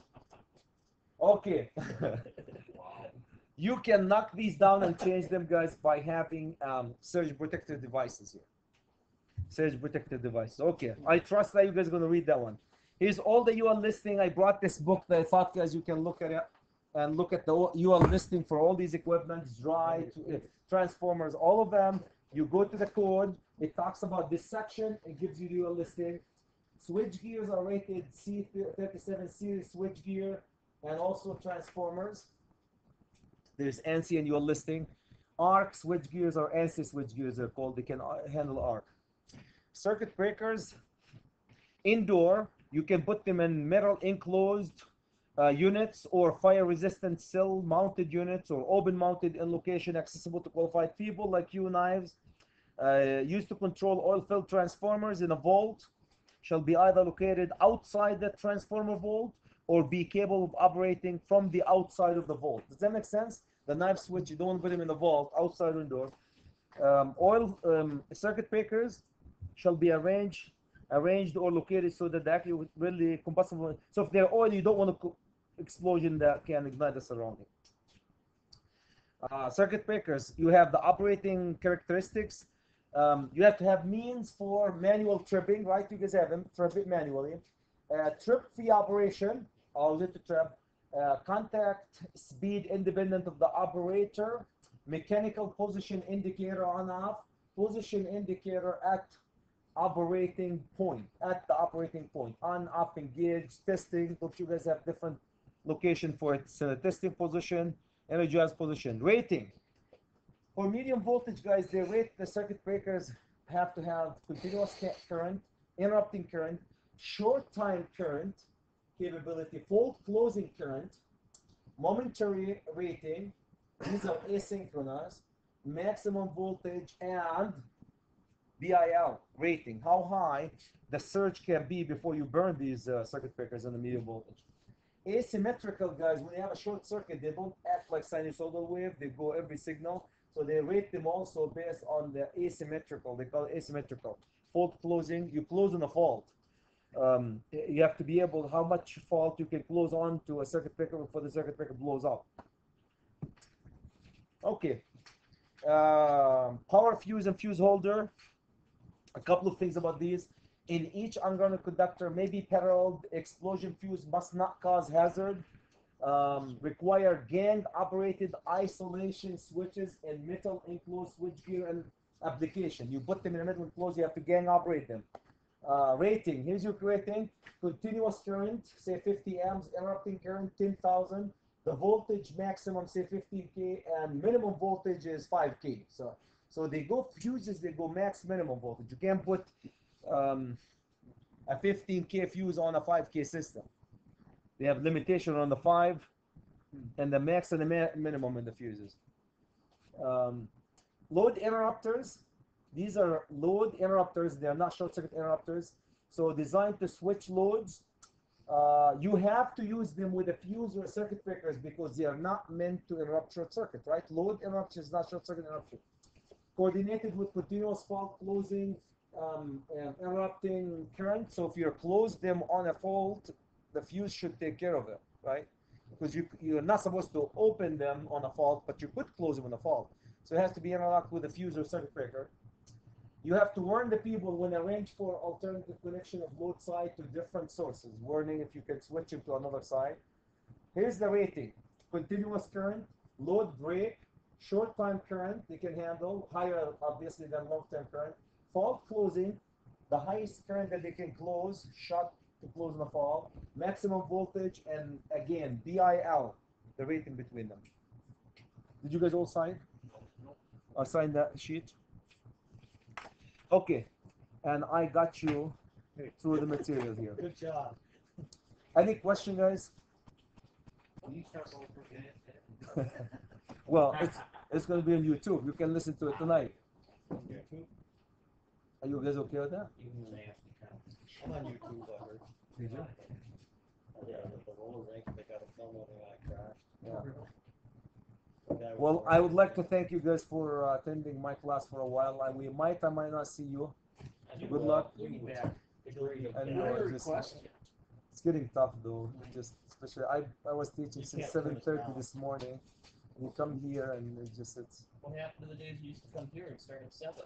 Well, Tough it out, man. I used to get away from my students at Dunwoody, and they get upset because they're paying a lot of money for a teacher. They're crying. And you guys you don't want to do it in the summer, so I can't do it. No, we want to do it this summer. We'll do it this summer. Unless, as I said, I really like these classes, but I can't do it anymore during the school year. Just too much work. And Until Dale, I guess, tell him to do it this summer. with not you guys, there's a lot of. Remember, I Opposition, you cannot- I just you keep cannot- open The world letter. revolves around us. Yeah. We did with my students today. We did Revit. I don't know if you guys know Revit. We just built the whole. We have a 15,000 square foot commercial building in 3D, and we're setting up all the sheets, the drawings for it. So it's not hard, but it's just a lot of explaining You things. got it, Marcus. It's design, electrical design. Yeah. Well, thank you guys. Good luck. Thank you. Just go to